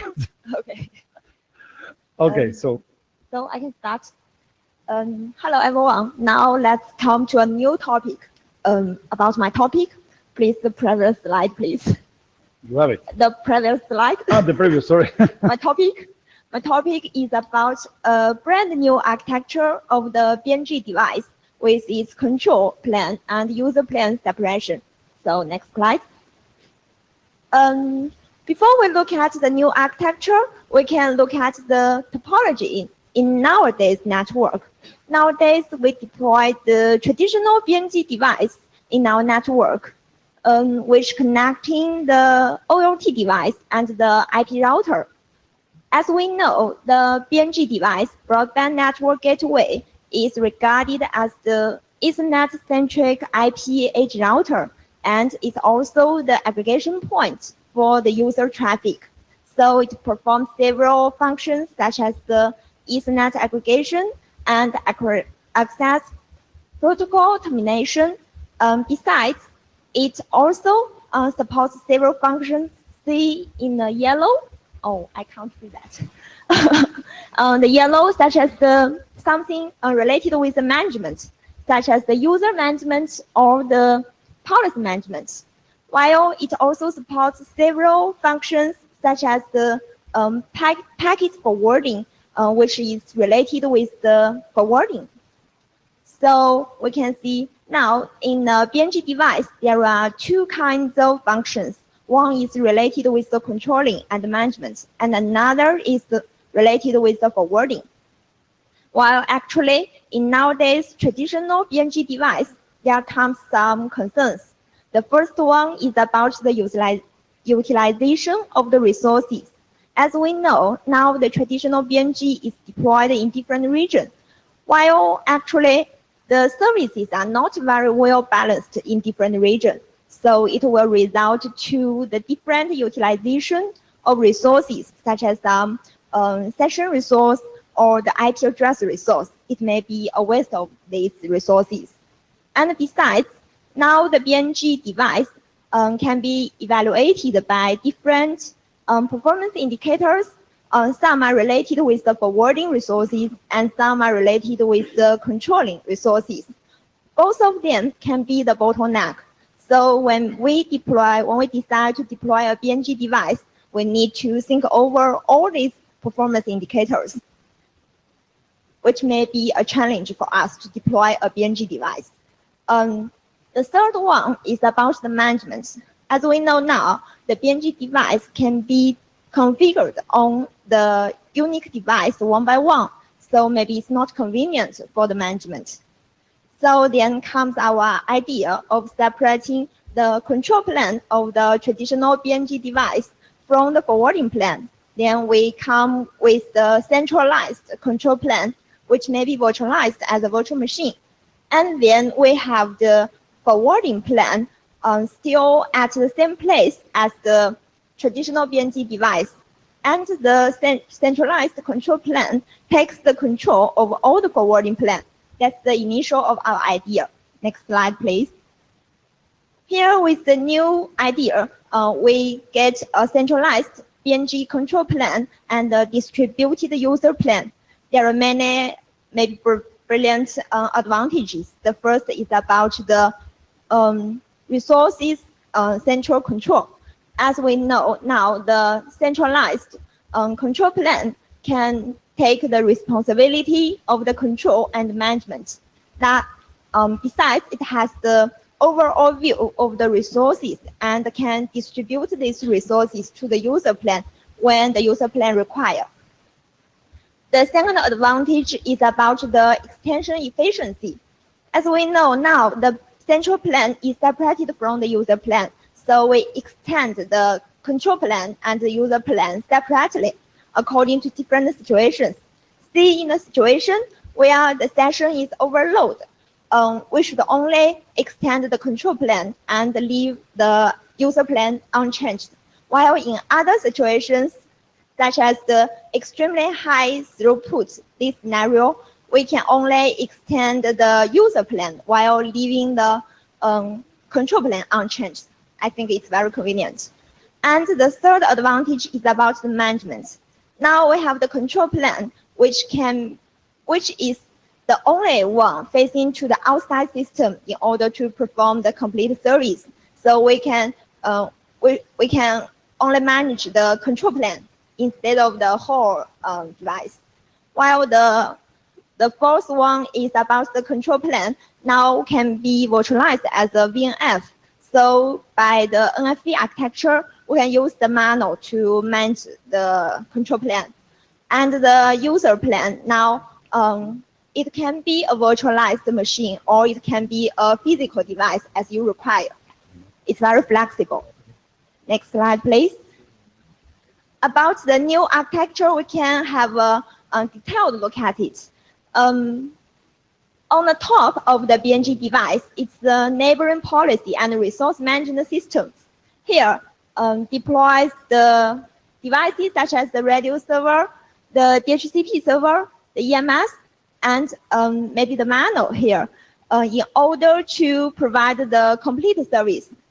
While look details into the BNG device, now the BNG device, maybe it's a system. It's constructed by two devices, two kinds of devices. One is the control plane device, and another is the user plane device.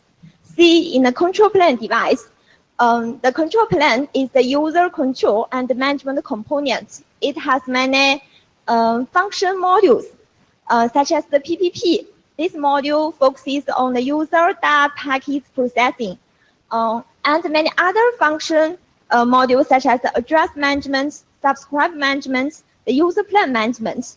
They are taking responsibility for the address pool management and the user entry and the user policy, and the UP management takes the responsibility of managing the user plans. These are for the management. While other function modules such as the AA and radios and DHCP, these modules are used to connect with the app neighboring management systems in order to complete the service. Now let's see in user plan. The BNG user plan it also has several function modules. One is the routing control, which takes the responsibility of the routing things such as the IGP, BGP, MPLS, such protocols. And about the forwarding engine, it focuses on the traffic forwarding. Besides that, there are many other functions such as the statistics collection can be owned by the user plan. This is the new architecture of the BNG device. Now we have two kinds of devices. One is focused on the control plane and another is focused on the user plane. Difference are totally different. The difference of these two planes are totally different. Next slide, please. How to use this architecture in the network? We give out a use case here. Leaving the user plane at the same location as the traditional BNG device, connecting the OLT and the IP router, we have the BNG user plane here. While in the management system, we deployed the BNG control plane with connection to the outside management systems such as the DHCP, radios, EMS, and manual for the management. With this new architecture, maybe there are some differences compared with the traditional one. For the process, when a user comes, they dial up, and the user plane receives this dial-up message. It will send this user dial-up packets of the such as PPPoE or IPoE, such as these packets to the control plane. While now it's the control plane do the function to process the dial-up packets. It will connect with the outside service system in order to finish the dial-up process. After that, the control plane tells the user plane to do the corresponding forwarding thing with some related policies. What's more, the user plane is controlled by the control plane all the time. So the biggest difference between the traditional BNG device is there are many connections between the control plane and the user plane. See here, we divided these connections into three kinds of interfaces. One is about the service. The service interface is used to establish the tunnel between the control plane and the user plane with the PPPoE and IPoE packets transmitting. Now we think that from our research, we think that the VXLAN protocol may be the suitable one to establish, to act as this tunnel. And we have submitted a draft which detailedly describe about this service interface. There are any other two interfaces. One is about the controlling. Now the control plane uses the control interface to deliver the service entries with the information such as IP, ports, and many others. And the user plane uses the control interface to report service events such as the traffic statistics to the control plane. This belongs to the control interface. And the last interface is about the management. As the user plane is managed by the control plane, so the control plane should deliver the configurations to the user plane by the management interface. As firstly, the architecture is brand new, so the connections between the control plane and the user plane, such of this interface, are not standardized. That's what we want to do. Next slide, please. If you don't mind, 2 minutes more. Okay. Just 2 minutes, please. Okay. We have done some tests on the new architecture based the BNG device. In the figure, it's the graph. It's also the BNG device, and the test includes the functionality test, the performance test, and the reliability test. From the test results, we can see now the basic functions can be mainly covered by the new architecture of the BNG with its control plane focusing on the controlling while the user plane focusing on the forwarding. However, in some detailed the functions such as the course function is now not very well supported due to our test. And about the performance test, from the result we can see that the performance of the control plane is not very well enough to be widely deployed. As we know, now the control plane should be centralized deployed, and it should manage many user planes. So the requirement of the performance of the control plane is very high. Unfortunately, now the control plane can support lower than 10 million users with the dial rate of 10,000. And besides, it supports lower than 200 user planes. We think it now the performance cannot meet the requirements of what we need in order to be widely deployed. See the result of the reliability. We can see about the user plane high availability and the channel of control plane and the user plane failure recovery. These functions are not very well supported. Anyway, all these weakness on these functions is what we need to do in order to improve the architecture, in order to improve such architecture, such device with this architecture. Next slide, please. If you don't mind, go fast. Okay. No, don't, please, please. Please, next slide. I seem to have a very, very low authority today because nobody's paying any attention to me. Sorry. Next time I will bring a gun or something like that just to. Okay. After this slide, please. The next slide is about the comments. We have received the comments from the Costas, and I will answer these questions. The goal and the scope. The goal of this draft is to present the new architecture of the BNG device, and we want to make this architecture to be standardized. Well, if you allow me, this is not the place for the standardized architecture. You know it. You know it. Yeah, I see. Okay. And about the dissemination activity for the project or not, maybe there is now no such activity. That is the reason I'm here to draw your attention. About the work stage, firstly, we want to come up with the architecture, and then we want to come up with the interface between the control plane and the user plane. And here I listed two related drafts. If you are interested, you can refer to that.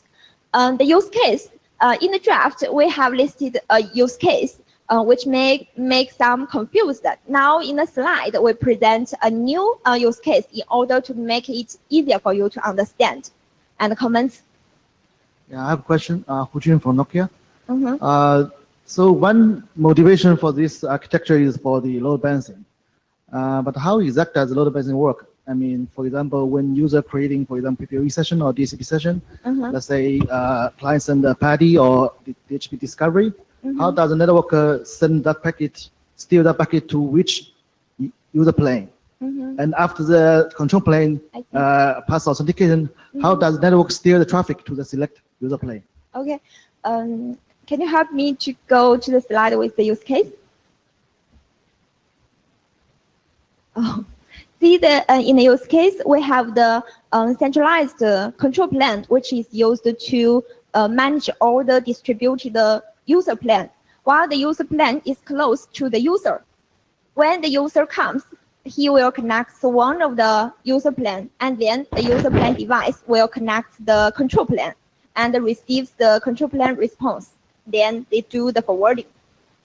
But my thing that, so you're saying that the user is always attached to the closest user plane. Yeah, the user plane stays very closely to the user.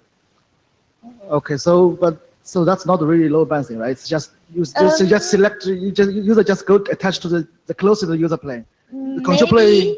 Maybe something with the load balance, but it's a new architecture about the load, about not the load balance, but the BNG device. This device now, the control plane and the user plane are in a total physical device. While sometimes we get the bottleneck of its control plane, such as this performance, and we also meet the bottleneck of the forwarding plane. the bottleneck. The performance of a forwarding plan may be the bottleneck. So we decide to separate them in order to maybe in order to perform different, because they are belonging to different functions. I think for time's sake, I think we can have an offline discussion. Yeah. That's Okay. still a bit confused for me. Okay, Please. thank you for your interest. Sarah, please. Very. Sarah Banks. Hi. Hi. Hi. So I kind of agree with Diego. I'm not entirely sure this is the right forum to bring this in. However, the Broadband Forum is interested in this work. There's a couple of folks here from BBF that we can connect you with, and you can have a discussion. But this type of architectural breakout is exactly what the Broadband Forum does, and maybe that's a better home for this. Okay, Just Exactly. That's it. thank you. So thank you. Thank you very much. Thank you all. If you allow me, we will go now to the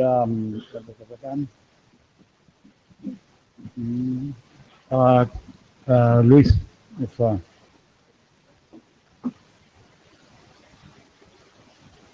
no, I opened the PDF. Sorry, I'm trying to open the. I know we only have the PDF, right?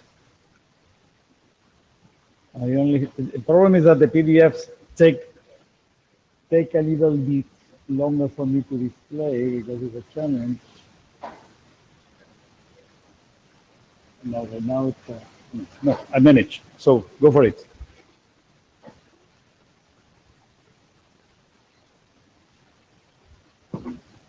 Okay, so I will try to be brief, not to consume so much time. So the idea for today is to present the update of a multi-domain network virtualization draft. We have incorporated a new author for the latest version, who is Robert. Okay. So basically, the rationale for this draft, or the problem that we try to address, is that the network function virtualization has not been addressed in scenarios where multiple administrative domains are involved. So multiple providers making available their infrastructures to be offered to be traded with other providers for consumption, for basically for making it available for deploying new functions, virtual network functions, or slices, and so on and so forth.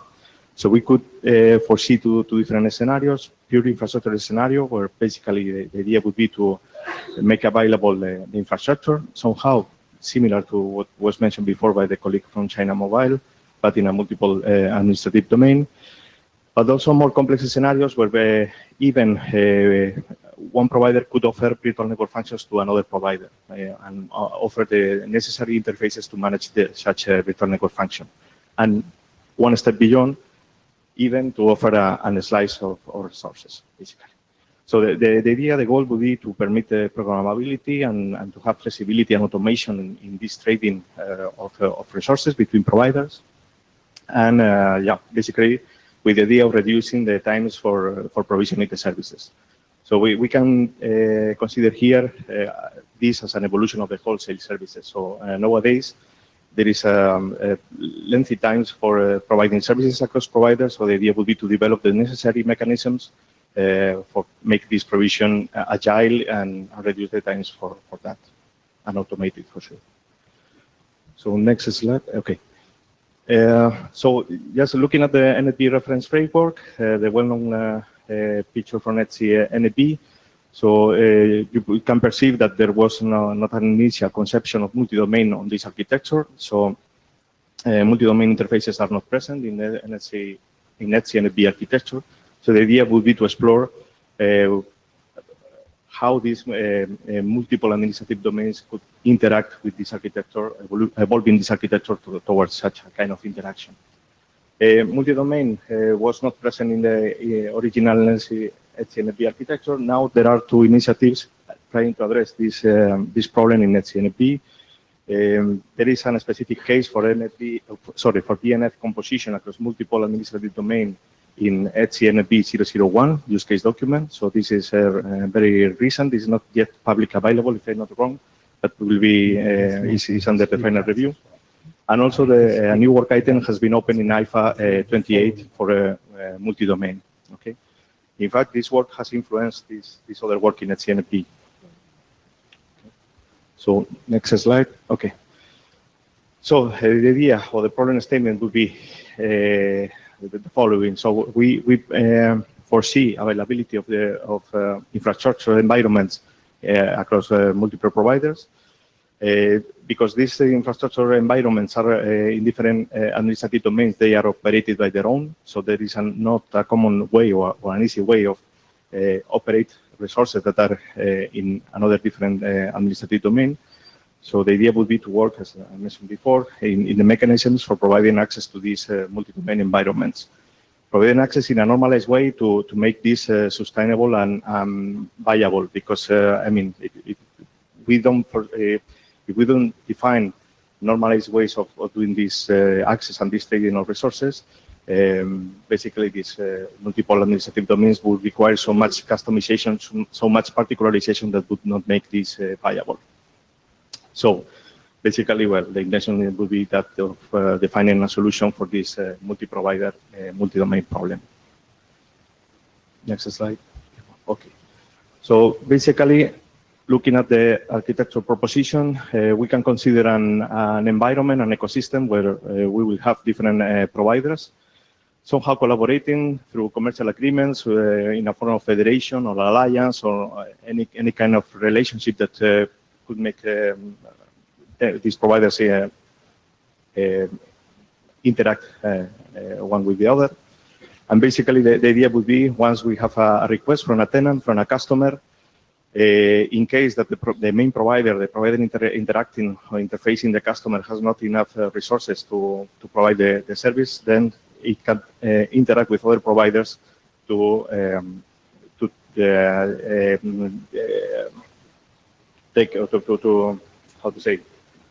collect the necessary resources for providing the services.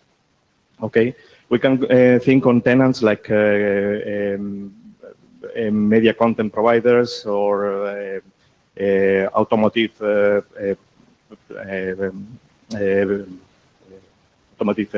providers or vertical industries and so on and so forth. Also, the tenant could be even a provider. So we can think, for instance, in mobile virtual network operators that would like to get resources from in an area where they don't have access, we don't have deployed infrastructure, for instance. Okay. So also just to highlight here, we consider the split on the NFV orchestrator in network service orchestrator and resource orchestrator, and this split could give the option of having multiple interactions at the level of network services or at the level of resource orchestration. So the intention here is to establish the architecture or the reference points that will be required for having this trading between providers and honoring the service that the tenant is requesting. Okay. So next slide. So basically, for highlighting the differences between single domain and multi-domain, in the case of single domain, the orchestrator is aware of the entire topology and the resource availability with its own domain. He has full control and he has full visibility.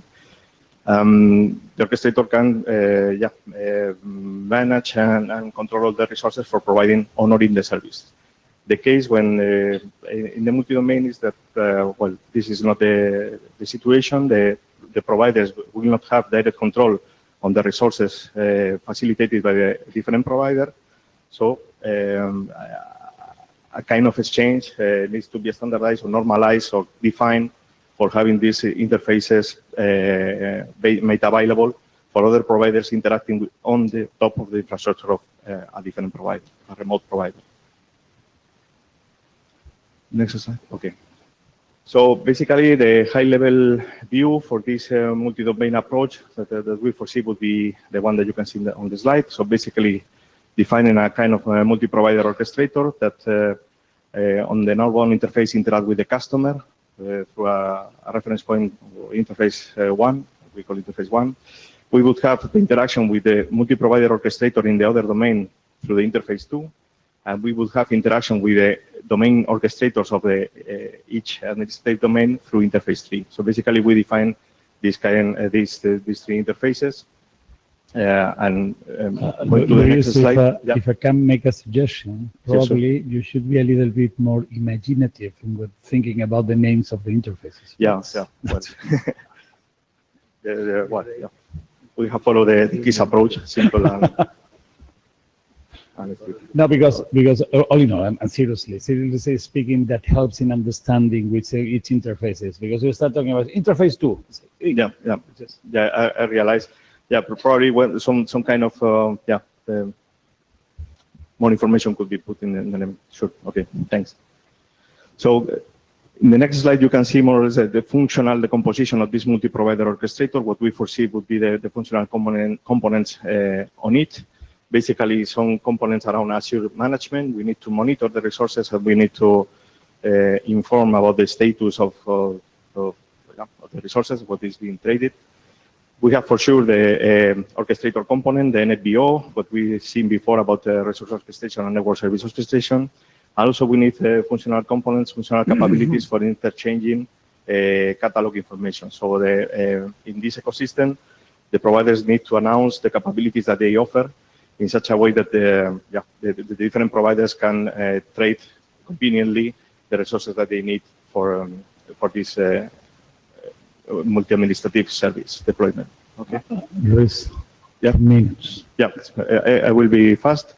So basically, just giving you an idea of what are the functional split that we are foreseeing in the different interfaces. I will be fast on this. So basically, by now, we foresee the following needs.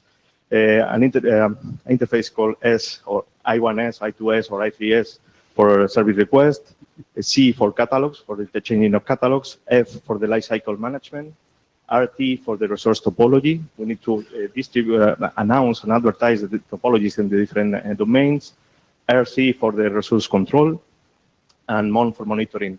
New functional needs could be identified through ongoing work. For instance, we are considering to define also or to provide the functional split of SLA interchange between providers, but this is an ongoing work. So just going quickly through this for not consuming so much time. So basically for interface 1, for simplifying the functional split that I mentioned before, we could consider interface 1 edge for exposing towards the consumer the capabilities of the services offered by the provider, by the primary provider, and the interface C, for instance, for exposing the available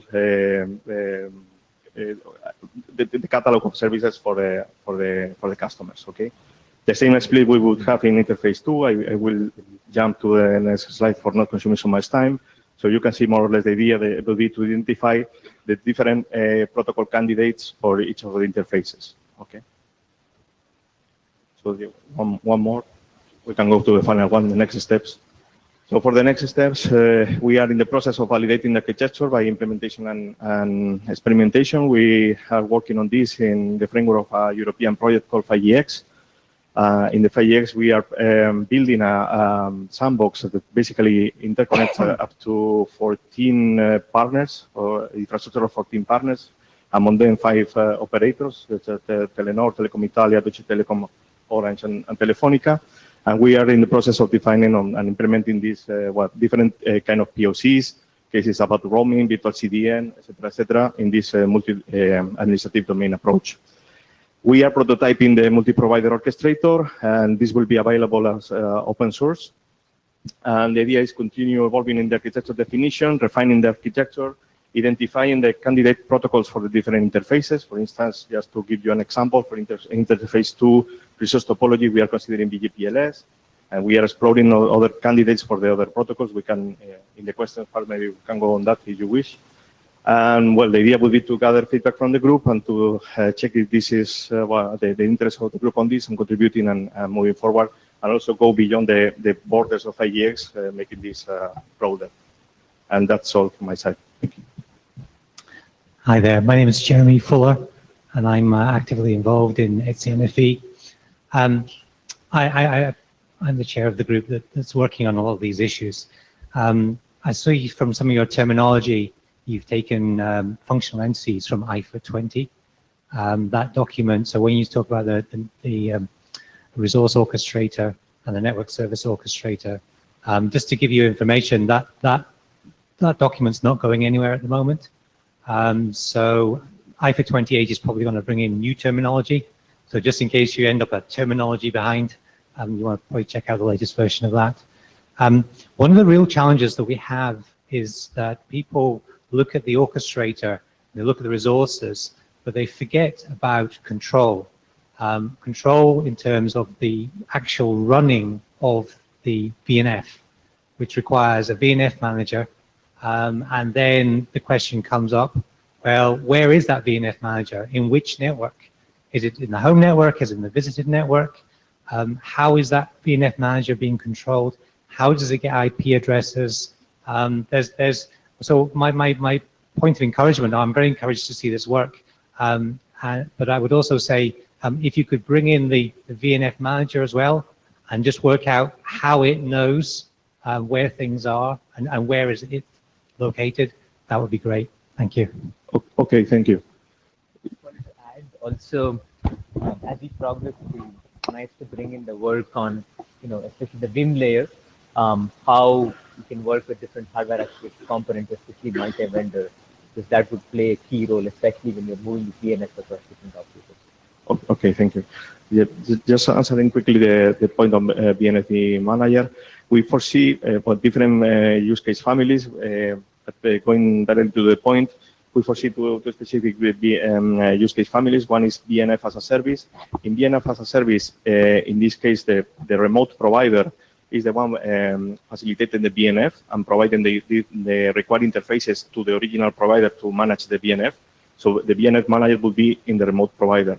And we foresee another one that is the slice as a service or Nfvrg as a service. In that case, the resources would be facilitated from the remote provider, and the BNF manager would be in the original provider that would be the one deploying the BNF in the slices of the provider. So that's good clarification. I'm now going to throw in the real hard one, which is the element manager. Where is the element manager? Yeah, the element manager will be in any case in the original provider. That will be the one managing the function. Independent, yeah, would be in the main provider. I mean, in the primary provider. I mean, the primary provider need to manage the function. Probably would have access or not direct to the DNF in the remote provider, depending on, well, we are defining the solution right now, but could be not direct access to DNF, but access through the element manager in the remote provider. We are just working on that. We don't have this as a finished work yet. Yeah, Guy Metter from Cox Communications.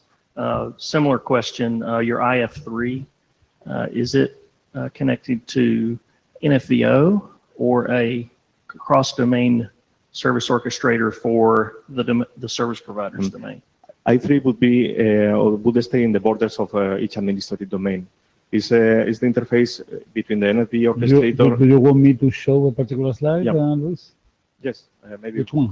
Could be easier. Yeah, yeah. This. So basically, I3 interface 3 is the interface between the multi-provider orchestrator and the different domain orchestrators in their own domain. For instance, we can think on optical orchestrator or controller for the optical network in the domain, or the IP orchestrator, or whatever. So it would be, let's say, internal. It's not cross-domain, interface 3.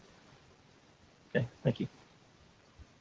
Very brief, Georgios, please. Brief, yeah. Since you are always the last one, you have to. Yeah, George Karagiannis, Huawei. Yeah, I have a question regarding this chain of orchestrators. So suppose that you would like to create an end-to-end type of slice. Which orchestrator will have somehow the control of the end-to-end slice? Yeah, we are assuming here in this idea, the starting point will be an evolution of the wholesale services. So basically, the customer will have a commercial relationship with a primary provider. Then this would be this primary provider, the one, let's say, leading the orchestration in the other different domains. This primary provider could be let's say, a full provider in the sense that could have their own resources, but also require resources from other providers, and they trade that. Or could be some kind, just a broker, let's say, which interact with other providers that have resources and compose end-to-end the slices or the resources for the So a new stakeholder will be introduced in the chain. Stakeholder. Okay, thanks. Well, if it is very brief, please. Yeah, Yeah, what I wanted to point out is multi-domain could be within one service provider or could be between service providers, because some of the earlier comments were kind of going between service provider domains, and you might want to consider them as two different use cases for solving. Sorry, I didn't get. Now, when the discussion around element management, EM and the VNFM was going on, I think there was some discussion going between service providers.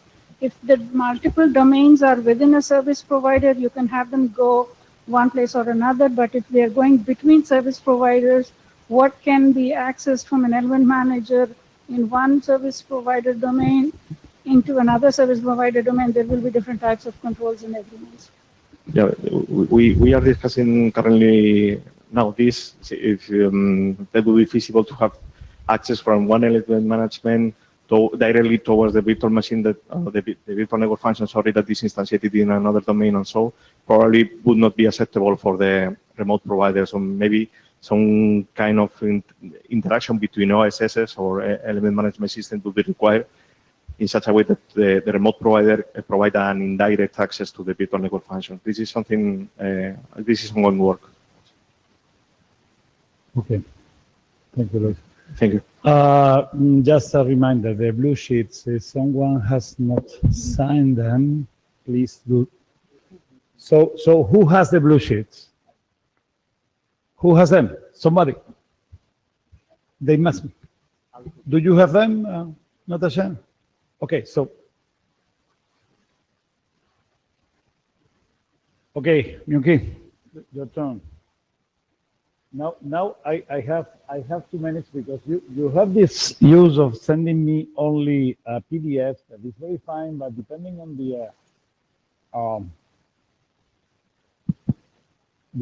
the setup, it's a little bit complicated to manage it. So this one. So, in the meantime, if you want to introduce yourself or say whatever, it's the right moment. Yeah. Okay, thank you, Diego. My name is Myung-Ki Shin. I'm at TREE. This is quick update, a report on the verification of NFT services RG document. This is not a new one, so I'm just going to briefly introduce what is the current status and the new since the last meeting. Next slide, please. Okay, in NFV, VNF is a software package that implements network functions. In addition, a set of ordered network functions which build forwarding graph may be connected or change each other to create end-to-end network services. However, incomplete and or inconsistent configuration of VNF and the forwarding graph could cause the breakdown of underlying infrastructure. It may lead to many verification issues. So the objective of this draft discusses problem and property to be checked on the VNF services, and we also try to gather the much more the research issues such as the consistency check in distributed state, intent-based service composition, finding infinite loop in a forwarding graph, and real-time verification, formal language and semantics, and stateful VNF verification. Next slide, please. Okay, I already mentioned it was adopted as royalty document in November 2015. Which cover typical example and gave analysis with other open source project.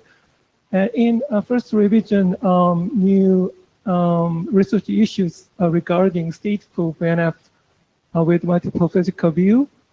And in rest revision 02 and 03, there was some editorial cleanup. And we also try to review, survey relevant documents such as HGNF test working group. It could be aligned with the aspect of pre-deployment testing. Okay, next slide. Next slide, please. Okay. So this slide shows typical example regarding network service policy conflict with global network policy, such as NFV infrastructure policy. For example, example factor of the NS policy are resource constraint, affinity, anti-affinity, scaling forward, and performance management, network service topology. This kind of the policy look like a single network service. However, the NFVI policy is about a shared network resource. So these two kind of the policies could be in consistency with each other. So we need to take care about them much more. And I think these examples are mainly related to other NFVology document, policy-based research management. So we authors want to review other RG documents like gap analysis and policy document. So eventually, these three documents could be aligned with each other. Next slide, please. And finally, we investigate the relevant documents. There are similar work in HNFV test working group. They already published very useful document like pre-deployment testing report and validation. I think this is much more on the practical rather than on the research. But I think this, my document, the verification framework addressed in this document follow the scope, which covers accessing the performance of the NFVI, data and control plane testing of the BNF, and finally validating the performance, reliability, and scaling capability of network service. The scope is very same, but in this document we try to catch up more on the research to align with this HNFV test working group scope. Next. Okay. So I believe this draft is much more stable, but there are missing the security aspect. So we also need input on security aspect. And so if you want to contribute on that part, please contact me.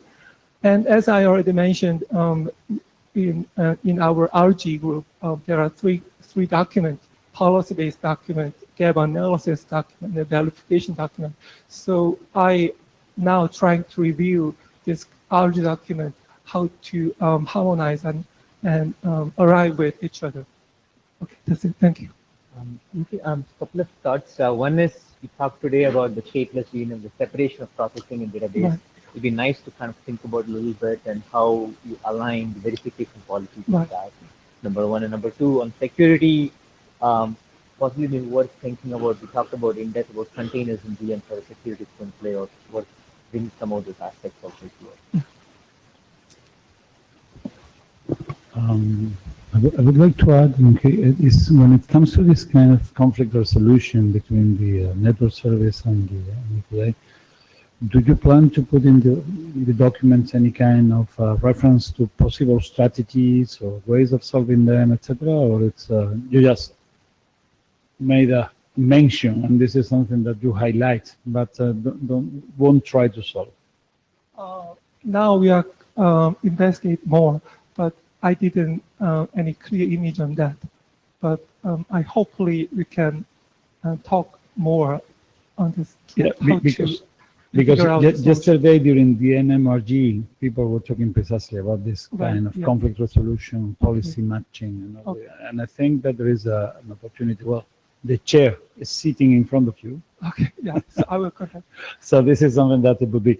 When it comes to the security, let's talk about that. I would be interested in having a look at it. Thank you. Any other comments? Okay, so just before we go for lunch, I have skipped, I don't know if you were looking at the agenda, but I have skipped three exciting presentations that were supposed to be done by me. So taking into account that is due to my poor time management that we are not presenting, I decided to sacrifice myself instead of any of you. So just to be fast, I think that the one that is more I mean, I think would be more interesting is the one on OSM, is an update of on OSM. It won't take more than, in the spite of having, I don't know how many, 18 slides, it won't take more than 10 minutes, I promise. Or even 5. I'm leaving you 5 for the, and what I'm not going to do is to move there. So I hope the camera can see, can show me right, and I'm sure that the people in the Mitico can hear me anyway. So, well, basically, this is what we were saying before. We were announcing, if I remember well, it was in Paris or even before, what the goals of Open Source Mano. That was precisely about building basically a production level open source Mano stack. This is as we are today. We are, I don't know how many, 60 something organizations. There are not all the logos there. So the ones in the northern hemisphere are the service providers. The one in the southern hemisphere are vendors and developers. Basically, just to illustrate that we are a diverse community spanning the whole globe. And basically, one of the things we are most glad of is that we have an end user advisory board that is extremely active and driving what we are doing inside the open source Mano. These are the principles. If you're interested in the principles, well, this is something that we can discuss later on.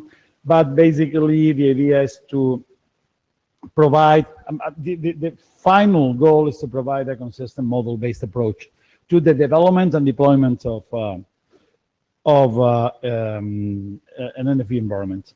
This is how we see it mapped on top of the ETSI architecture, roughly speaking, and take into account that this is open source project implementation, but it's not an implementation that is following one by one all the interfaces, among other things, because we believe NFV is a framework, it's not necessarily a mandate for interoperability. And Jeremy has left. Oh, no, Jeremy's there, yes. When it comes to the resource orchestrator and the network service orchestrator, this is something that became, at least in the environment in which OSM is developing, became evident that we needed it. Though we acknowledge that the network service orchestrator is something that somehow goes a little bit beyond the limits that the ETSI specs have right now, which is something that, and apart from that, as you can see, it's able to support different kinds of cloud management systems, from one which is internal as OpenVIM, as is able to support OpenStack and VMware. And on the right, on the left-hand side, you will see that OSM is able to interact directly with a couple of, well, 3 actually, different SDN controllers. Is not only Open Daylight and Floodlight. Recently, an ONOS plugin has been added. So these are the data models, and the data models are very much intended to be aligned with the ETSI NFV, and there has been a long contribution that it was precisely from the implementation experience that has been made to ETSI, precisely trying to find the way in which, this experience can be aligned. Basically, that's how it behaves. This is taken from your presentation, Phil, which is precisely, I mean, it's try to illustrate that the network service descriptors, the VNF descriptors are taken by the service orchestrator. And what we have is a configuration and, well, we call it configuration and abstraction agent, which is based on Juju. And what they use are VNF charms that declare precisely the intended resource policy to be applied, or the intended resource policy to be applied to the to each VNFs. So the important thing here is nothing original, but the important thing here is that VNFs are managed and configured as cloud applications, as much as cloud native applications, if you like. And this is one of the commitments that OSM has made. And well, this is an illustration of how precisely Juju is used to what we require from VNF is to expose which interfaces they are producing and which interfaces they are consuming, and precisely Juju, what makes is precisely finding the matches among those interfaces and building the service graph. Well, release OSM decided, as you know, if you have an open source project that you want to call it an open source project, you have to find fancy names for the different releases.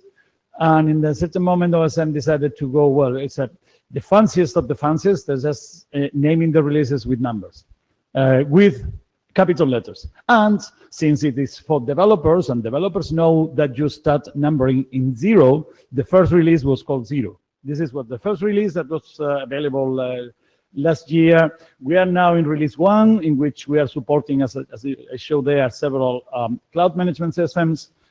And well, we are about to release release 2. And what you have here, and well, I'd love to discuss this about this with you later on along the day. What you have here is the list. Well, it's a list of the requested features from the advisory group. Not necessarily that there is a commitment on deploying this, but this is the direction in which we're trying to move. Well, this is something that precisely has to do with the with how the other presentation, which is about how Sonata enhance DevOps using OSM. This is an ongoing contribution from the Sonata project, and this is just to show you that there is a network of testing labs that are integrated right now in the continuous integration, continuous deployment pipeline of OSM, centralized or coordinated by something that it's called Hive, which is located at the C headquarters, and that allows us to have a neutral interconnection point. And just to finish, there was some interoperability events that are run by ETSI. We have run the first NFV plug tests. It's not only OSM, but OSM performed very well as one of the reference Mano stacks there. And we managed to, well, as you can see in this, everything was green. So that means that OSM was able to orchestrate a wide variety of different VNFs from different sources, developers, vendors, open source, not open source, etc., and was able to run on top of a wide variety of different cloud management systems, including OpenStack, including 2 flavors of OpenNFV, and including, for sure, our own OpenFM. And well, this is to show how we see the evolution of the application of OSM in our infrastructure, in what we are deploying right now, which is an NFVI that is called Unica. And don't pronounce it Unica, because it's you have to pronounce it the Spanish way, is Unica. And this is something very important. And just to finish, that's all. You have there the URL. If you want to come join the party or to ask anything, I will be around till tomorrow, till Friday at around 1 p.m. that I will head for the airport. We have 3 minutes for questions. Yeah. Oh. Yeah, you have mentioned, well, sorry, first time to meet Pedro from NICT, Japan. You have mentioned quite slightly about OPNFV, for example. I think that you should have mentioned a bit more about it, but just because to know exactly what's the place of OPNFV together with OSM, so how they can fit together, and to what extent are they integrated today? Today, formally, there is no project in OPNFV that is integrating OSM on top of it. That's true. But in the plug test, as I said, there were people bringing OPNFV VMware Brahmaputra and OPNFV Colorado, both of them, and OSM ran on top of them, on both, using OPNFV. OPNFV is a platform, it's an NFVI. Yeah. And precisely OSM stops at the NFVI limit. So in the tests, and you can see, well, I don't know if it is clear here, but in some moment you can see that there is some OPNFV connected with OSM, and everything was able to work. What we don't have is a package in which an OPNFV version plus OSM are integrated. And if you're willing to do so, you're most welcome. Yeah, of course. No. I think I did bad my question. The key is, from my point of view, OPNFV is trying to make a framework, not a specific product. So they have different components.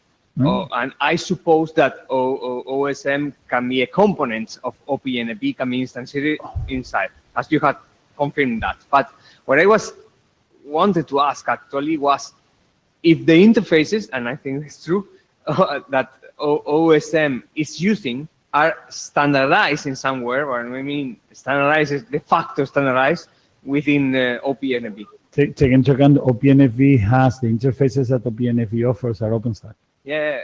And and OSM is able to work with okay. OpenStack. So, Okay. So that's yes. it. Okay. Simply to put it, yes. That's it. Yeah. Thank you. Thank you. We have 10 seconds for Georgios to stand up and make a last question. Oh, no. Okay. So thank you. Remember, tomorrow we have another session with a much more exciting discussions, and come and well, discuss about network slicing, which is something if you didn't have enough on Monday. See you. You have to learn to have if you tell me you want an hour, you run for an hour. If you tell me you need 2 hours, I would probably no. You have to be careful with that, because it's not me. It's about all the people. It's a big disrespect to the rest of the people. You're using the time. You cannot do that.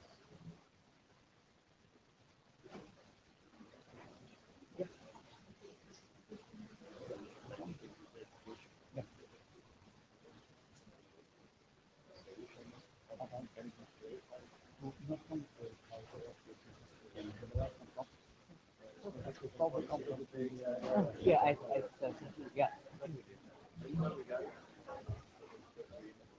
Sure, yeah. Sure.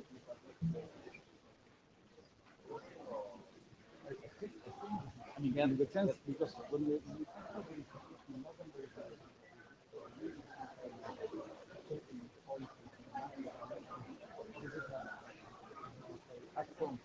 Oh, I see.